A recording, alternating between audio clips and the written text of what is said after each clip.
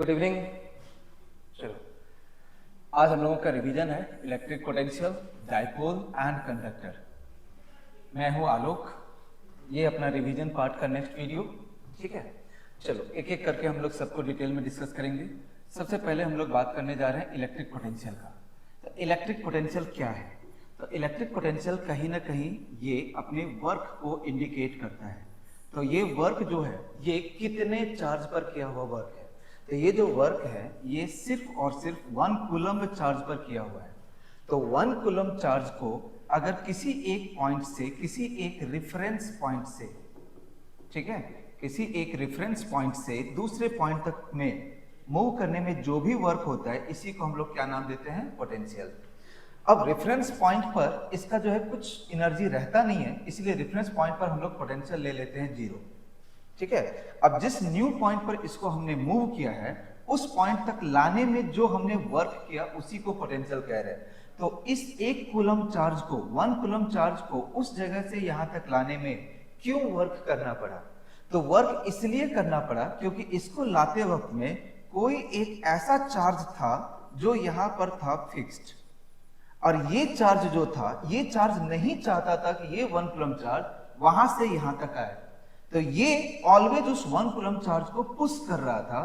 तो इस external agent को इस 1 कूलम्ब चार्ज को लाना पड़ा है, इसीलिए उसे वर्क करना पड़ा, और उसके वर्क डन को ही हम लोग क्या नाम दे देते हैं? पोटेंशियल। बात समझ में आया? तो अगर हम लोग पोटेंशियल की बात करें तो ये वर्क के साथ कैसे रिलेटेड है? तो पोटेंशियल जो होता है it is work done per unit charge. Obviously अगर पूरा डेफिनेशन पर जाओगे तो work done per unit charge in moving from reference point to a particular point under the influence of some fixed charge, ठीक है। ये जो पोटेंशियल है, क्या लगता है ये वर्क है? तो ऑब्वियसली क्या ये स्केलर क्वांटिटी नहीं होगा, है ना? तो मतलब अगर ये स्केलर है तो क्या इसके पास कोई डायरेक्शन होगा? ऑब्वियसली नहीं। क्या ये सिर्फ और सिर्फ पॉजिटिव या नेगेटिव नहीं होगा?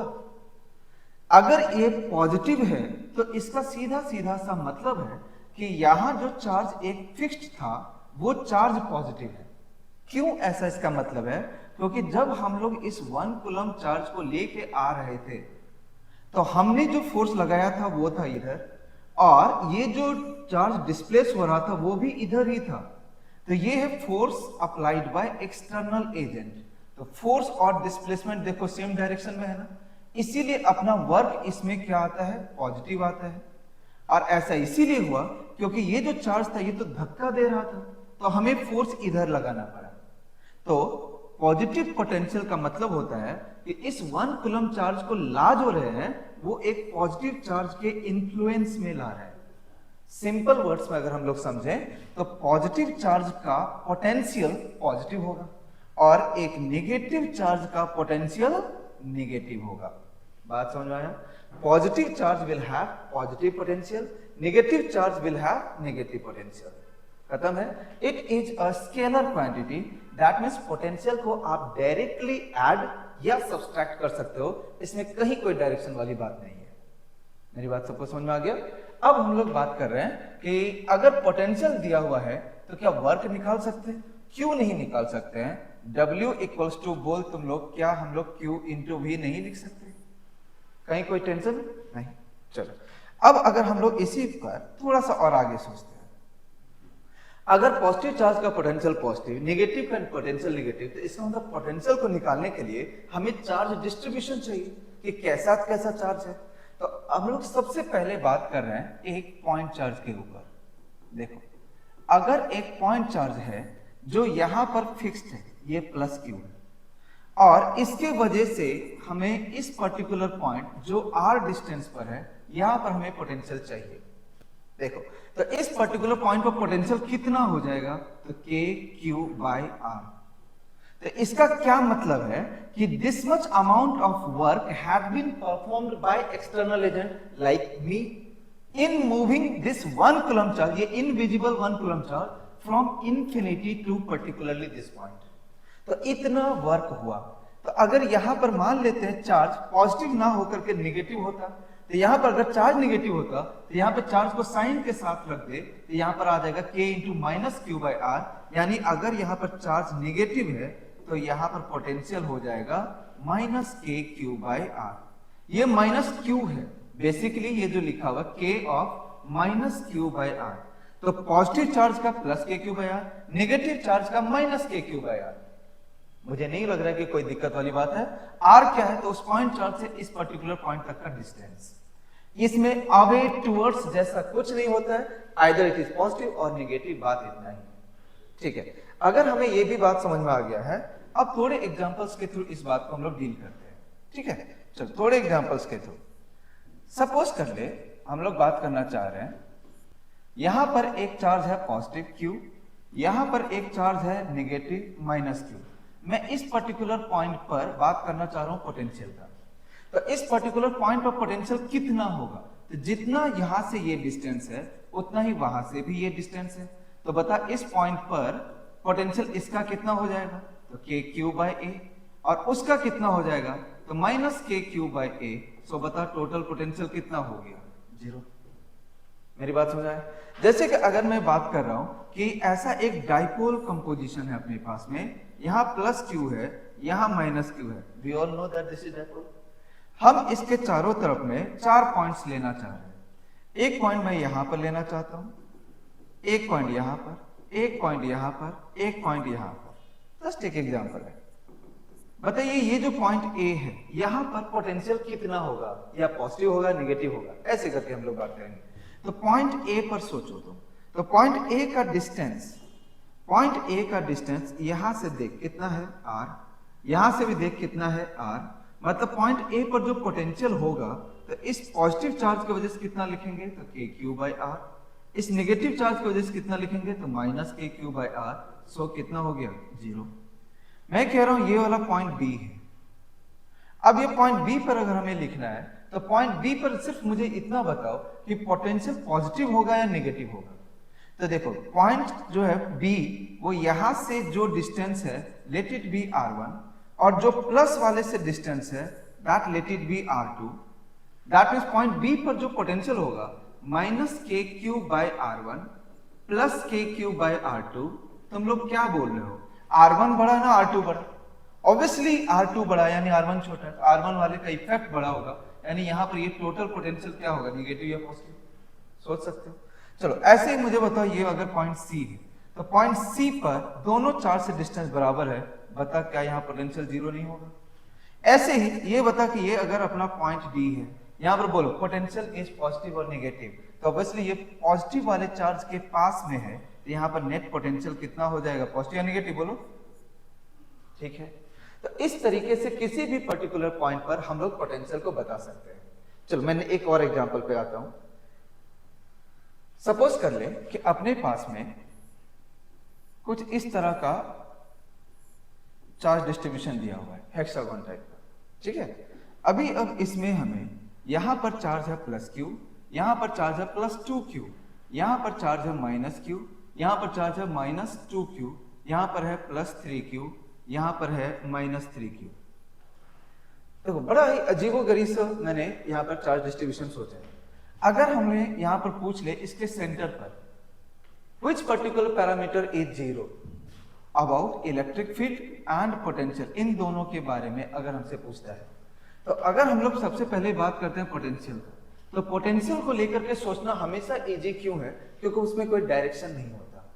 तो अब इसके लिए बात करो, ये प्लस क्यू की वजह से यहां पर कितना लिखोगे, तो के क्यू बाय ये डिस्टेंस कुछ भी मान लेते हैं a, फिर ये 2q की वजह से कितना हो जाएगा, प्लस 2 के क्यू बाई a, फिर ये माइनस क्यू की वजह से क्या हो जाएगा, minus k q by a, ये माइनस 2q की वजह से कितना हो जाएगा, माइनस 2 के क्यू बाई a, फिर ये प्लस 3q की वजह से प्लस 3 के क्यू बाई a, फिर ये माइनस 3q की वजह से माइनस 3 के q by a।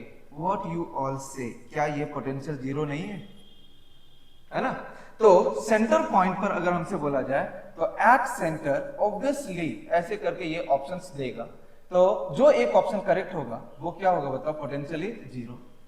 But what about electric field? Electric field के बारे में अगर सोचो तो ये जो प्लस क्यू है इसका इलेक्ट्रिक फील्ड जाएगा राइट, और ये जो -2q है उसका भी इलेक्ट्रिक फील्ड जाएगा राइट, ये दोनों तो ऐड हो गए। यहाँ जो -3q है इसका इलेक्ट्रिक फील्ड होगा नीचे की तरफ, ये -q का इलेक्ट्रिक फील्ड होगा ऊपर की तरफ, लेकिन दोनों कैंसिल आउट तो नहीं होगा। वैसे +2q का इलेक्ट्रिक फील्ड देखो इधर है, यहाँ +3q का इलेक्ट्रिक फील्ड है इधर, ये भी दोनों एग्जैक्टली कैंसिल आउट नहीं होंगे। तो अगर हम लोग ऐसे करके देखें तो ये -2q और +q के कारण से जो यहाँ इलेक्ट्रिक फील्ड बनेगा, अगर q का इलेक्ट्रिक फील्ड E मानते तो E और 2E, यानी यहाँ हो गया 3E, ये भी हो जाएगा 3E और ये हो गया E, ये भी हो जाएगा 3E और ये हो जाएगा E। इस हिसाब से अगर हम लोग सोचे सेंटर पर तो इस डायरेक्शन में ये हो गया इधर की तरफ 2E, इधर की तरफ में अगर मैं बात करूं तो ये भी बचेगा 2E, और उधर की तरफ अगर मैं बात करूं तो ये बच गया 4E। क्या लगता है इनका रिजल्टेंट कभी जीरो हो सकता है क्या? Obviously it's answer is non zero, so electric field is not equal to zero. So इस तरह के क्वेश्चंस हमारे एग्जाम के लिए फ्रीक्वेंट होते हैं, ठीक है। तो पॉइंट चार्ज का बात समझ में आया। जब भी हम लोग ये टॉपिक पढ़ेंगे तो साथ में आपको एक बार नोट्स को, जैसे ये टॉपिक खत्म हुआ एक बार अपने नोट्स पर आ गए। देखो अब जैसे मैंने आपके लिए यहाँ पर नोट्स भी ओपन करके रखा है, ओके। अब नोट्स में स्टार्टिंग पे आ जाते हैं हम लोग। देखो अब इसको हम लोग एक बार देख लेते हैं, क्या सब है बताओ, इसको रीड करो। It is working capacity of electric field over 1 coulomb charge, it is a scalar quantity, no direction, it can be added और सब्सट्रैक्टेड। समझ में आ रहा है ना सबको? इट कैन बी एडेड और सब्सट्रैक्टेड वाया, क्या बोल रहा है ये, सिंपल अलजेब्रा। ये एडिशन सब्सट्रैक्शन बताया, पॉजिटिव हो सकता है, नेगेटिव हो सकता है, वो चार्ज पर डिपेंड करता है ना। चलो फिर से देखते हैं। Potential due to a point charge, तो potential due to a point charge देखो कैसा होता है। तो ये पॉइंट चार्ज है, यहाँ पर कितना फॉर्मूला बन गया, KQ/R। Q को साइन के साथ रखना, मतलब प्लस के लिए प्लस, माइनस के लिए माइनस। फिर यहाँ पे कुछ एग्जांपल्स हैं ऐसे ही, तो ये एग्जांपल्स अब आप लोग कर सकते हैं। पहला एग्जांपल है, दूसरा एग्जांपल है ना, ये देखो, जैसे ये तीसरा एग्जांपल है, चौथा एग्जांपल है। ये सब को करने के लिए आपको क्या करना है कि वीडियो को पॉज करना है, इन सब एग्जांपल्स को ट्राई कर लेना है। चलो अब हम लोग नेक्स्ट कॉन्सेप्ट पर चलते हैं, potential due to a charge ring at its centre. चलिए आते हैं अब हम लोगों के लिए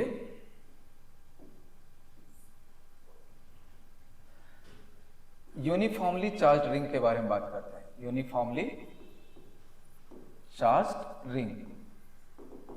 अब देखो यूनिफॉर्मली चार्ज रिंग में अगर हम लोग बात कर रहे हैं सेंटर पे या ये उसके एक्सियल पॉइंट पर, दो ही तरह का पॉइंट हो सकता है। चलो पहले हम लोग बात करते हैं सेंटर पे।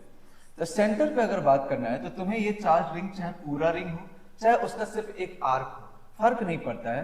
इस पर सिर्फ और सिर्फ तुम्हें देख लेना है टोटल चार्ज। इसके सेंटर पर जो तुम्हारा यहाँ पोटेंशियल बनेगा, this potential will be equal to KQ/R, जो एक पॉइंट चार्ज वाला इक्वेशन होता है। हमें किसी भी तरह का डेरिवेशन का जरूरत नहीं है।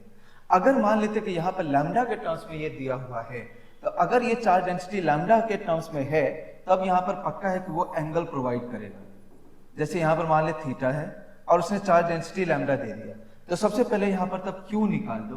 तो Q equals to lambda into ये लेंथ बनेगा, तो ये लेंथ के लिए ये रेडियस है R, तो R इनटू थीटा, ये करके है ना, लैम्डा इनटू L, वो उससे चार्ज निकाल दो और फिर तब पोटेंशियल को सेंटर पे लिख दो KQ/R। ठीक है, सॉरी R के जगह कैपिटल R, जो इसका रेडियस है। तो इस तरीके से कोई भी रिंग हो, चाहे अगर वो फुल रिंग हो तो फुल रिंग का टोटल चार्ज, तो यहाँ पर KQ/R। हाफ रिंग है, यहाँ पर भी कितना KQ/R। ये हाफ रिंग का चार्ज ही Q है। अगर क्वार्टर रिंग है तब भी यहाँ पर कितना हो जाएगा पोटेंशियल KQ/R, बशर्ते इसका सिर्फ चार्ज देखना है और KQ/R करते चले जाना है। समझ में आता है? तो रिंग के सेंटर पे पोटेंशियल जीरो नहीं होता है, कितना होता है KQ/R, याद रहेगा। चलो अब हम लोग बात कर रहे हैं नेक्स्ट पे इसका। अगर हम लोग एक्सियल पॉइंट पर चले जाए, तो अगर एक्सियल पॉइंट पर जाते हैं तो जैसे मान लो कि ये एक फुल रिंग है, इस पर टोटल चार्ज है Q। यहां से हम लोग इसके एक्सियल पॉइंट पर जाना चाह रहे हैं, यहां पर इस पर्टिकुलर पॉइंट पर कितना होगा पोटेंशियल। तो इस पॉइंट पर पोटेंशियल अगर हमें लिखना है तो इट इज KQ बाय, तो Q तो इसका टोटल चार्ज हो गया। अभी हम इसका मान लेते हैं रेडियस जो है वो R, रेडियस। अगर ये रेडियस R है और ये वाला जो डिस्टेंस है जो सेंटर से, जो ये सेंटर से इस पॉइंट तक का है, ये वाला जो डिस्टेंस अगर मान लेते हैं ये x है, तो यहाँ पर जो के क्यूब बाय आएगा under root r square plus x square, समझ में आता है, k cube by root under r square plus x square, this will be the potential at particularly point p. अब चाहे राइट साइड में जाओ चाहे लेफ्ट साइड में आओ, एक्स डिस्टेंस पर सेम ही पोटेंशियल रहेगा, k cube by root under r square plus x square. Hope so ये समझ में आ रहा होगा। आर इसका रेडियस है और एक्स जो है सेंटर से एक्सियल डिस्टेंस है इसका। तो इसका मतलब जब ये पोटेंशियल का तुम मिनिमम वैल्यू को ढूंढोगे, मिनिमम वैल्यू, तो मिनिमम वैल्यू आपको कहां पर मिलेगा, जब ये x मैक्सिमम होगा। तो x को बढ़ाते जाओ v घटता जाएगा, मतलब इनफाइनाइट डिस्टेंस पर जब जाएंगे तब पोटेंशियल का मिनिमम वैल्यू मिलेगा। As x will increase v will decrease. और अगर इसका मैक्सिमम वैल्यू को ढूंढेंगे तो उसके लिए यहाँ एक्स स्क्वायर वाला टर्म है, तो उसको जीरो होना पड़ेगा। तो वो जीरो होने का मतलब हो गया कहां पर हम लोग जाएंगे, सेंटर पे। तो potential will B maximum eight its centre. बात क्लियर है। अगर हम लोग इसके ग्राफिकल वेरिएशन पे चले जाए तो ग्राफिकल वेरिएशन में अगर हम लोग जाते हैं तो यहां देखो ये हो गया v, ये हो गया x, ठीक है। तो x इक्वल्स टू 0 पर ये जो अपना पोटेंशियल है ये हो गया मैक्सिमम। यहां पर से x जैसे जैसे हम लोग बढ़ाते जाएंगे this will keep on decreasing. वही समझ में आ रहा है या नहीं आ रहा है? ध्यान में रखना कि इसको बताने के बाद जैसे मैं आपके नोट्स पे जाता हूं तो वहां पर आपको भी साथ साथ चले जाना है, और इस वीडियो से रिवीजन होने के बाद उसके बाद और कुछ नहीं बचना चाहिए अपने रिवीजन के लिए, सीधा सवाल लगाओ। थ्योरी तो हम लोग कर ही रहे ना, साथ साथ हो ही गया थ्योरी, फिर से और कौन सा थ्योरी होता है। तो यही जो है सो है। ओके, अगर यहां से सारा बात समझ में आ गया तो इसका सीधा टाइप वाइज क्वेश्चंस को लगाओ, पीवाईक्यू को लगाओ, बात खत्म करो। ठीक है, चलो तो ये हो गया अपना रिंग का सेंटर और एक्सियल पॉइंट का। सबको समझ में आ गया? चलो अभी अब हम साथ साथ में जा रहे हैं तुम्हारे कहां पर, बोलो नोट्स पे। चलिए एक ने इस नोट्स पे आ जाता है। हम लोगों ने यहां पर क्या बोला है, ये देखो potential due to a charge ring at its centre. तो सेंटर पर ये देखो के क्यू बाय आर आ गया। फिर यहां पर देखो हाफ रिंग पर आ जाओ, ये देखो हाफ रिंग पर आ गया। फिर देखो सर्कुलर आर्क पे आ गया, समझ में आ रहा है? फिर उसके बाद देखो तीसरा potential due to a charge ring at axial point. Axial point पर अभी भी आपको समझाया के क्यू बाय, यहां पर देख ये फॉर्मूला समझ में आ गया, k Q by root under r square plus x square. इसके बाद आपको क्या समझना है, उसका ग्राफ। उसका ग्राफ देखो इसने गलती से गलत ड्रॉ कर लिया था, फिर से ये वाला देख। ठीक है, सब कुछ समझ में आ गया। अब इस पर बेस्ड जो है ये कुछ क्वेश्चंस हैं, जैसे find out potential at point P. तो अगर भाई पोटेंशियल हमें निकालना है इस पॉइंट पे तो कितना डिस्टेंस दिया है, √3r। तो यही x का वैल्यू है, x की जगह यहाँ रखना है, सॉल्व करना है। पॉज करो, क्वेश्चंस को अटेम्प्ट करो। ठीक है, तो ये पहला दो क्वेश्चंस आ गया। चलो अब जैसे कि यहाँ पर नेक्स्ट टॉपिक अपना है समझने के लिए, potential due to a uniformly charge hollow sphere. तो हॉलो स्फीयर होगा और सॉलिड स्फीयर होगा। तो चलो पहले हम लोग बात कर लेते हैं हॉलो स्फीयर पे। तो हॉलो स्फीयर पे पहले डन करने के बाद तब हम लोग चलेंगे सॉलिड स्फीयर पे। Let's go.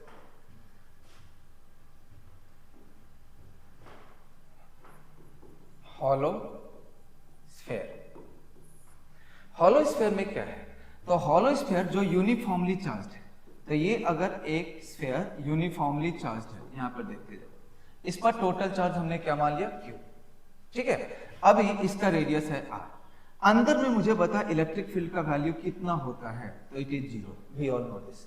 ठीक है, अंदर में इलेक्ट्रिक फील्ड 0 और बाहर में जो इसका इलेक्ट्रिक फील्ड होता है it is inversely proportional to R square. Electric field के बारे में हम लोग जानते हैं। हमें अब बात करना है पोटेंशियल का। तो पोटेंशियल जो होता है इसमें, इस अंदर में हर एक पॉइंट पर potential will remain what, constant. Potential will remain constant हर एक पॉइंट पर इनसाइड द होल रीजन। ठीक है, और बाहर में जो पोटेंशियल होगा this is inversely proportional to R। ठीक है, अब यहां पर जो है दो बातों को और भी ध्यान में रखना है। पहले तो ऐसे लिख देता हूं, इनसाइड पॉइंट B, इनसाइड में अगर हमें लिखना है B इनसाइड, तो ये कितना मिलेगा बोलो, के क्यू बाय कैपिटल R। ठीक है, अगर हमें B सरफेस पॉइंट पर भी लिखना है तो भी हमें कितना मिलेगा, के क्यू बाय कैपिटल R। अगर हमें B आउटसाइड पर जाना है तब हमें कितना लिखना है, के क्यू बाय स्मॉल r। ठीक है, क्या हमें इतना इसी फॉर्मेट में याद कर लेना सफिशिएंट है? मैं नहीं कहूंगा कि सफिशिएंट नहीं है, बट हमें जो है सिग्मा के फॉर्म्स में यानी चार्ज डेंसिटी के फॉर्म में भी मालूम रहे तो क्या दिक्कत है। कोई दिक्कत नहीं भाई। तो इसमें चार्ज जो है वो सरफेस पर डिस्ट्रीब्यूटेड है, तो सरफेस चार्ज डिस्ट्रीब्यूशन को हम लोग कहते हैं सिग्मा। ठीक है, तो Q और सिग्मा के बीच में क्या रिलेशन है, तो Q इक्वल्स टू है sigma into 4 pi r square. समझ बात है। तो अगर मान लो कि हमें एग्जाम में काम पड़ गया सिग्मा वाले फॉर्म का, तो ये के क्यू बाय आर होता है ना, तो के क्यू बाय आर को हमें करके देख लेना है कितना आता है। तो देखो के की जगह पर कितना आ जाएगा 1/4 पाई एप्सिलॉन नॉट, क्यू के जगह पर कितना आ जाएगा sigma into 4 pi r square divide by r के जगह पर क्या है आर है। कितना ही मुश्किल होगा यार, 4 पाई, इसके बाद एक आर भी चला गया, ऊपर में सिर्फ इधर बचा देखो सिग्मा, वहां बचा आर और नीचे बचा एप्सिलॉन, मतलब sigma are by epsilon naught. पता है खास बात क्या था, जब इलेक्ट्रिक फील्ड पढ़ रहे थे तो इलेक्ट्रिक फील्ड में के क्यू बाय आर स्क्वायर पढ़ते थे, के क्यू बाय आर स्क्वायर, और इसका जो वैल्यू आया था सिग्मा बाय एप्सिलॉन नॉट आया था। मतलब पोटेंशियल और इलेक्ट्रिक फील्ड में यहां पर देखो चाहे वो हॉलो स्फीयर हो या एक पॉइंट चार्ज हो, तो फॉर अ पॉइंट चार्ज अगले वाले में मैं लिखवा भी दूंगा कि एक पॉइंट चार्ज के लिए अगर आप देखोगे तो ये जो V होता है ना, आप उसके E में R को मल्टीप्लाई कर दो तो V मिल जाएगा, लेकिन it is only for point charge के लिए अप्लाई करना, पॉइंट चार्ज। ठीक है, पॉइंट चार्ज के लिए V equals to E into r. E की जगह पर सोचो ना k Q by r square, V की जगह पर के क्यू बाय आर, तो के Q by r square into r कर देंगे तो बराबर हो जाएगा ना। तो बहुत बार क्या होता है कि V और E दे देता है, तो V और E अगर दे देगा तो R हम लोग निकाल सकते हैं। होप सो आप लोग सब ये कर पाओगे पॉइंट चार्ज के लिए। तो वैसा ही हम लोग अगर हॉलो स्फीयर का भी देखें तो के क्यू बाय आर को आप देखो और के क्यू बाय आर स्क्वायर को देखो। ठीक है, अब बताओ के क्यू बाय आर अगर आपको याद है तो क्या आप इसके जगह पर sigma are by epsilon naught नहीं लिख सकते? तो can you memorise it? Please do it. ठीक है, 2-3 बार प्रैक्टिस कर लें। फिर ये भी वही है sigma are by epsilon naught, तो यानी इनसाइड पॉइंट और सरफेस पे दोनों ही जगह पर तो यही हुआ, जिसमें सिग्मा ही है चार्ज डेंसिटी, आर क्या है इसका, तो इसका रेडियस है, तो sigma into radius divide by क्या करना है एप्सिलॉन नॉट। ये चाहे इनसाइड पॉइंट पे बोलो चाहे सरफेस पॉइंट पर बोलो। मेरी बात क्लियर हो गई? जो बाहर वाले पॉइंट पर बात करते हैं तब यहां पर देखो के क्यू का वैल्यू को ध्यान में रख ले। अब जब के क्यू बाय आर तुम्हें समझ में आ गया तो के क्यू का वैल्यू भी तो निकाल ही पाओगे। ये देखो तो के क्यू बाय आर के जगह पर sigma are by epsilon naught याद कर सकते हो, तो के क्यू इक्वल्स टू आर उधर ले करके sigma r square by epsilon naught नहीं याद कर सकते, तो के क्यू के जगह पर बस रख दे। तो ये बता कितना हो जाएगा, तो ये हो गया sigma r square by epsilon naught रख दिया, और ये जो आर है वो है अपनी जगह पर, तो ये आउटसाइड वाले पॉइंट के लिए हो गया। तो ये याद करना बहुत जरूरी है, आर होता है रेडियस और स्मॉल आर क्या है, तो इस सेंटर पॉइंट से ये बाहर वाले पॉइंट का डिस्टेंस, सेंटर से बाहर वाले पॉइंट का डिस्टेंस। ठीक है, तीनों का तीनों फॉर्मूला को आप लोग लिखेंगे और प्रैक्टिस भी कर लेंगे। चलिए अब इसका ग्राफिकल रिप्रेजेंटेशन तुम लोग मुझे बताओ कैसे करके मैं ड्रॉ करूं ग्राफ। तो ग्राफ के लिए हम लोगों ने बोला ना कि इनसाइड पॉइंट पर कांस्टेंट होता है। सपोज कर लो पॉजिटिव चार्ज है, तो पॉजिटिव चार्ज का पोटेंशियल भी पॉजिटिव, तो इसका मतलब सेंटर पर ये वाला वैल्यू और सरफेस तक में यही वैल्यू पॉजिटिव रह गया क्योंकि चार्ज पॉजिटिव है। अगर निगेटिव होता तो निगेटिव में ड्रॉ करते, और फिर आउटसाइड पॉइंट पर ये कुछ ऐसा, यहाँ पर v जो है इनवर्सली प्रोपोर्शनल टू r है। ठीक है, तुम दिस साइड भी बना सकते हो, नेगेटिव चार्ज होता तो ऐसे जाता और फिर ऐसे आता। होप सो सबको समझ में आ गया। अगर मैं एक एग्जांपल भी लेता हूं, सपोज कर ले मैं कुछ एक ऐसा एग्जांपल आपको बताने का कोशिश कर रहा हूं जिसमें कि ये दो स्फीयर है, दोनों हॉलो स्फीयर है, इस पर चार्ज डेंसिटी है सिग्मा, इसका भी चार्ज डेंसिटी है, तो एक काम करते हैं इसका सिग्मा कर देते हैं और उसका 2 सिग्मा कर देते हैं। ठीक है, इसका जो रेडियस है वो a है, उसका जो रेडियस है वो b है। मैंने आपको बोला कि ये जो पॉइंट 1 है ना, यहां पर आप मुझे पोटेंशियल बताओ कितना है, तो potential at point 1, v at point 1 बोल रहे कितना होगा? खाली बैठ करके सुनता रहता है तुम लोग, काम वाम कुछ करना है नहीं। बता दो पॉइंट 1, ये जो पहला वाला स्फीयर है इसके लिए क्या सरफेस पॉइंट नहीं होगा? तो सरफेस पॉइंट पर कितना होता है? तो sigma are by epsilon naught, sigma के जगह पर सिग्मा हो गया, आर के जगह पर इसका रेडियस a हो गया, बाय कितना हुआ बे एप्सिलॉन नॉट। ठीक है, अब यही वाले पॉइंट पर सिर्फ इसी का नहीं निकालना है, बाहर वाले का भी निकालना है। तो बाहर वाला चार्ज भी तो पॉजिटिव है, तो इसीलिए प्लस लिखेंगे। कितना है चार्ज? तो 2 सिग्मा, समझ आया? 2 सिग्मा। और बाहर वाला जो चार्ज है उसके लिए ये पॉइंट कैसा है? इनसाइड है ना। ये जो बाहर वाला स्फीयर है, बाहर वाले स्फीयर के लिए पॉइंट 1 कैसा पॉइंट है? इनसाइड पॉइंट है। तो इनसाइड पॉइंट पर भी तो यही फॉर्मूला होता है ना, sigma are by epsilon not.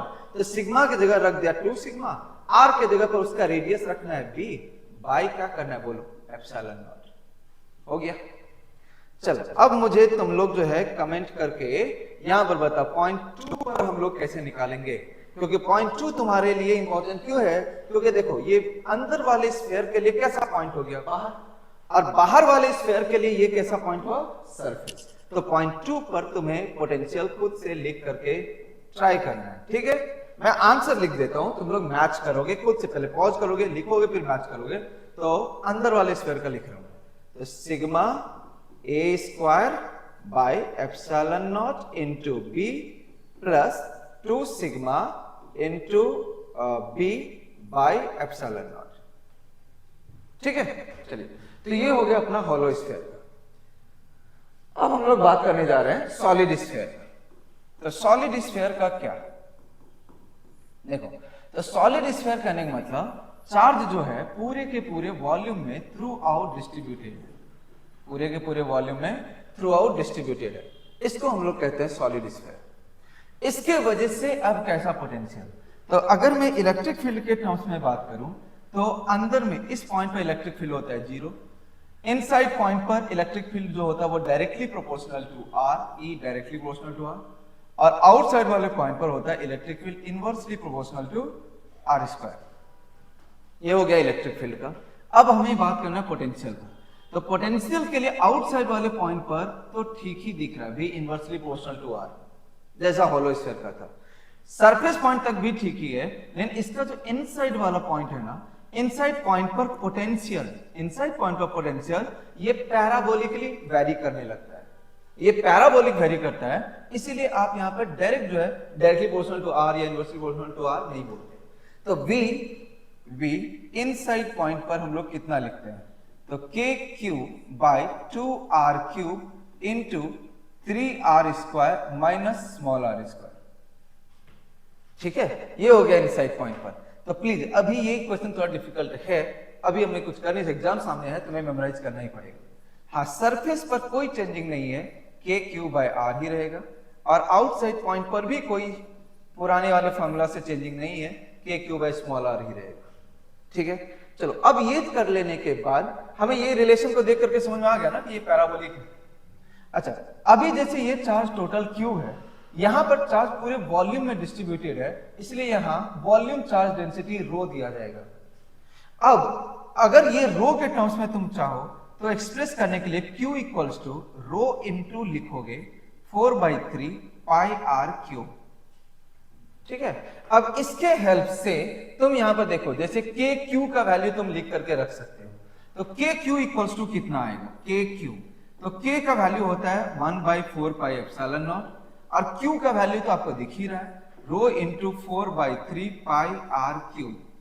अब देखो यहां पर से 4 पाई उड़ा दो, जो बच गया है वो है रो बाय 3 एप्सिलॉन नॉट है यहाँ इंटू आर क्यूब है। ठीक है, ये हो गया के क्यूब का वैल्यू। अब के क्यूब का वैल्यू अगर आपको मालूम है, इसको आप बस यहाँ पर रिप्लेस करोगे के क्यूब को, तो आपको यहाँ पर रो के टर्म्स में मिल जाएगा। चलो तो बताओ तो मुझे ये रो के टर्म्स में क्या लिखेंगे? तो के क्यूब की जगह पर ये जैसे ही रिप्लेस किया तो देखो 1/2 आर क्यूब तो रहेगा ही रहेगा, इंटू के क्यूब वाला रख दे rho by 3 epsilon naught into देखो R cube into 3r square minus R square, यही है। अब देखो तो यहाँ पर 2r क्यूब है, वहां पर r क्यूब है, इसको उड़ा देते, 3 2 जा कितना हो गया 6, तो रो बाय कितना बन गया बोलो तो? Rho by 6 epsilon naught, rho by 6 epsilon naught into 3r square minus r square. समझ में बात है? ओके, अभी अब ऐसे ही अगर मान लेते मुझे के क्यूब बाय आर का ही वैल्यू लिखना है, तो के क्यूब की जगह पर तो आपको पता है ना, तो बाय आर कन्वर्ट करके लिखो, तो ये आपको अब हेल्प करने लगेगा। ठीक है, चलिए तो बस इतना ही ध्यान में रखने से आपका काम बन जाएगा, बस ये मालूम होना चाहिए कैसे कन्वर्ट करते हैं। चलो अब इसका ग्राफ कैसे बनाओगे, तो इसका जो ग्राफ हमें बनाना है तो उस ग्राफ में आपको क्या देखना है कि V, तो V का इनसाइड में सेंटर पे होता है मैक्सिमम, सेंटर से सरफेस तक बढ़ ये पैराबोलिकली वेरी किया और सरफेस पॉइंट के बाद ये हाइपरबोलिकली वेरी करेगा, यहां पर भी इनवर्सली प्रोपोर्शनल टू r बन जाएगा। ठीक है, बस सेंटर से सरफेस तक ये पैराबोलिकली वेरी करता है। सरफेस पर जो पोटेंशियल होता है दैट इज k/r और सेंटर पर जो पोटेंशियल होता है दैट इज इसका 1.5 टाइम्स, तो 1.5 टाइम्स k/r। बात को समझ में आया? तो आपको ये कुछ स्पेशल वैल्यूज है सेंटर वाले सरफेस वाले, इसे आपको याद भी रखना पड़ेगा। And this is the graph. तो हॉलो स्फीयर सॉलिड स्फीयर दोनों को क्लियर कर दिया। अब हम लोग जाते हैं अपने नोट्स पे, एक बार देख लेते हैं साथ में कि कहां तक आया है। भाई अब यहां पर देख लो, potential due to a uniformly charge hollow sphere. देखो आउटसाइड पर समझ में आ गया, सरफेस पॉइंट पर, इनसाइड पॉइंट पर। ग्राफ को देख लो, ये पॉजिटिव चार्ज के रिस्पेक्ट में बना हुआ है। इसके बाद ये देखो, ये क्वेश्चन है similar question, sigma minus sigma को लेकर के पॉज करो, अटेम्प्ट करो, आंसर से मैच करो। क्यू है, 2Q है, पॉज करो, ठीक है। फिर इसको, ये सारे क्वेश्चन 3 सिग्मा 2 सिग्मा सिग्मा, ये सारे क्वेश्चन को फिर से देखो। नेक्स्ट अपना जैसे आ गया potential due to a uniformly charged sphere. तो यूनिफॉर्मली चार्ज वही सॉलिड स्फीयर है, तो उसके लिए अब फिर से देख, यहां पर ये दिख रहा है, ये देख ρ/6 एप्सिलॉन नॉट वाला। फिर इसका देखो ये सरफेस वाला पॉइंट, ठीक है। फिर ये देखो ये आउटसाइड वाला पॉइंट, सब एक्सप्लेन है। सेंटर पर देखो निकाला 1.5 टाइम्स। फिर इसके बाद इसके ग्राफ को देखना पड़ेगा, ये देखिए ये ग्राफ को, ये देखो ये सेंटर से लेकर के सरफेस तक कैसा है, तो पैराबोलिक है, और इसके बाद ये कैसा है, हाइपरबोलिक है। क्लियर हुआ? इसके बाद जो है यहाँ पर तुम्हें कुछ क्वेश्चंस है ऐसे दिए हुए, देख लें जरा ये क्या क्वेश्चन, क्या इंपॉर्टेंट है क्या। Consider the following 2 statements. A region where electric field is non zero but potential is zero, is it possible? जहां इलेक्ट्रिक फील्ड जीरो नहीं है बट पोटेंशियल जीरो है, पॉसिबल है? कहां पे हो सकता है भाई? तो ये हो सकता है अगर हम लोग मान लेते हैं कि एक प्लस और एक माइनस के मिडिल में ऐसा पॉइंट को सोचे तो, क्योंकि वो मिडिल पर है इसलिए टोटल पोटेंशियल होगा जीरो, जो कह रहा है वो, और यहाँ इलेक्ट्रिक फील्ड अपोजिट चार्जेस है ना, तो जीरो नहीं होगा। तो दिस स्टेटमेंट इज करेक्ट। अगला जो स्टेटमेंट है, a region where electric field is zero but potential is non zero, क्या ये पॉसिबल है?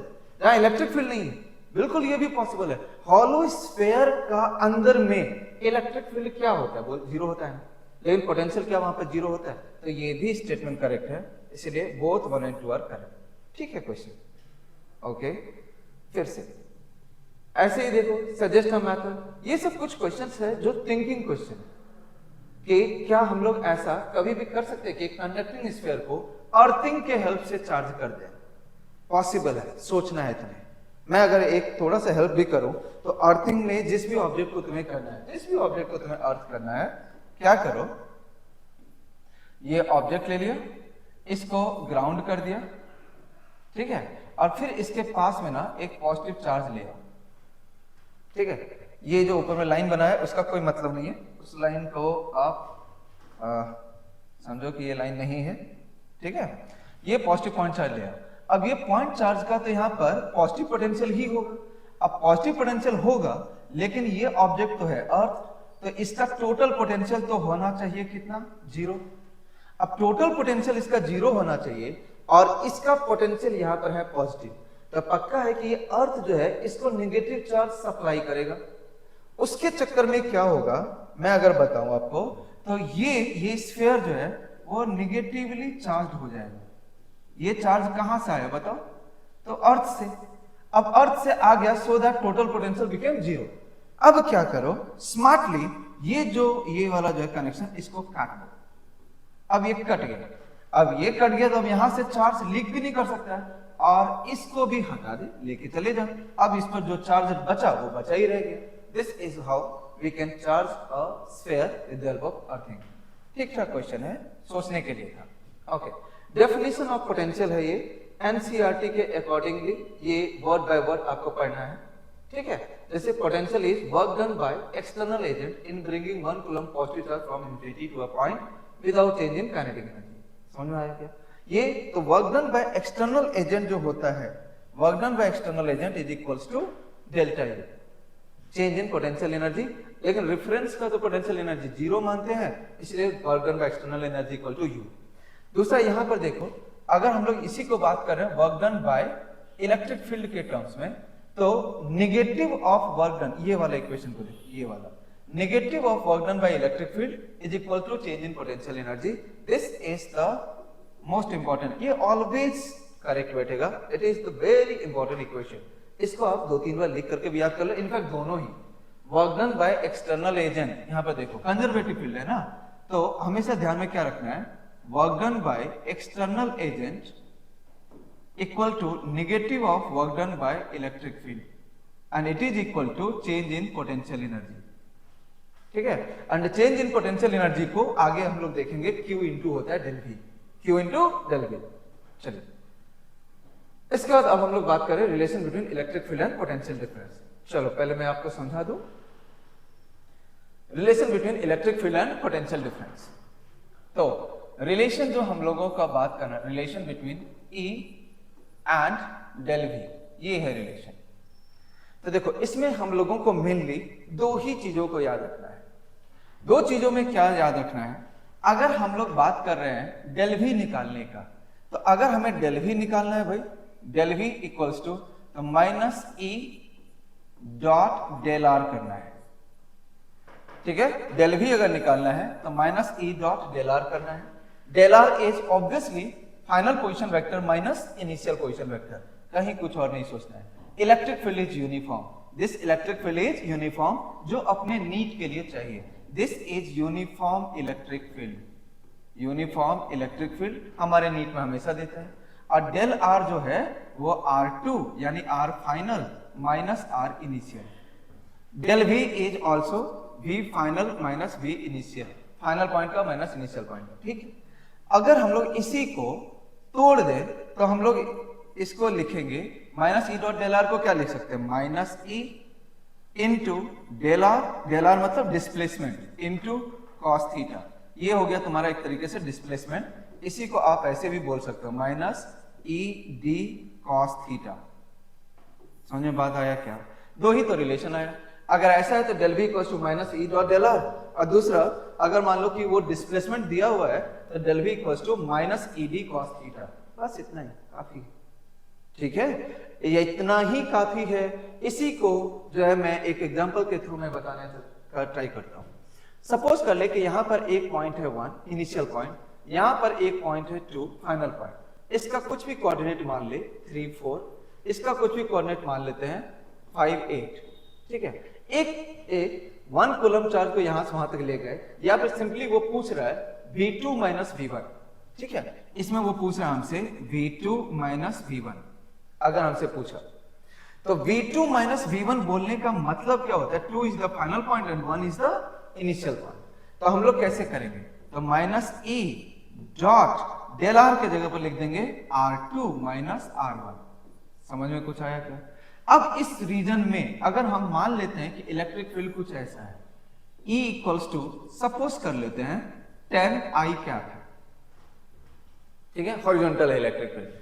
तो अब बताओ यहां पर क्या लिखेंगे, minus 10 I cap dot R2 minus R1 को क्या लिखोगे, तो R2 का x कोऑर्डिनेट, इसका x कोऑर्डिनेट, दोनों का डिफरेंस लो, 5 माइनस 3 यानी ये बनेगा 2 I कैप।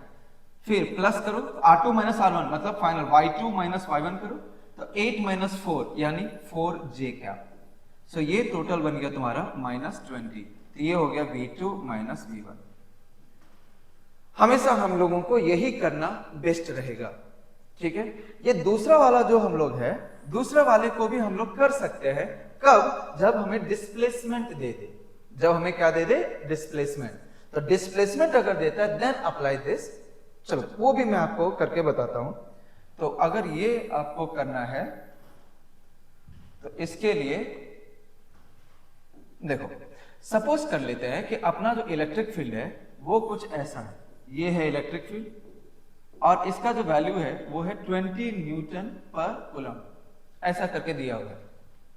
ओके, हम लोगों को ये यहां से लेकर मतलब electric field is like this, electric field is uniform, ठीक है। हम लोगों को ये जो पॉइंट 1 है, ये जो पॉइंट 1 है और यहां जो पॉइंट 2 है, इन दोनों के बीच में हमें पोटेंशियल डिफरेंस चाहिए। 1 और 2 के बीच का गैपिंग है, मान लेते हैं 10 सेंटीमीटर, ठीक है। और ये जो एंगल दिया हुआ है, this angle is 60 degree, late it B. बात हम लोगों को समझ में आया। तो ये जो सेकंड फॉर्म को कैसे यूज करोगे, देखो इलेक्ट्रिक फील्ड दिया हुआ है ज्योमेट्रिक फॉर्म में, डिस्प्लेसमेंट दिया हुआ है जितना दूर का बात कर रहा है और एंगल भी दिया हुआ है। तो इसमें हम लोग क्या करेंगे, डेल वी को, तो डेल वी कहने का मतलब हो गया minus E D cos theta. तो डेल वी मतलब v1 माइनस v2 या v2 माइनस v1, ये बहुत इंपॉर्टेंट है। तो जब हम लोग यहाँ डेल वी कह रहे होते हैं तो इंश्योर करो कि तुम क्या कहना चाह रहे हो, v2 माइनस v1 या v1 माइनस v2।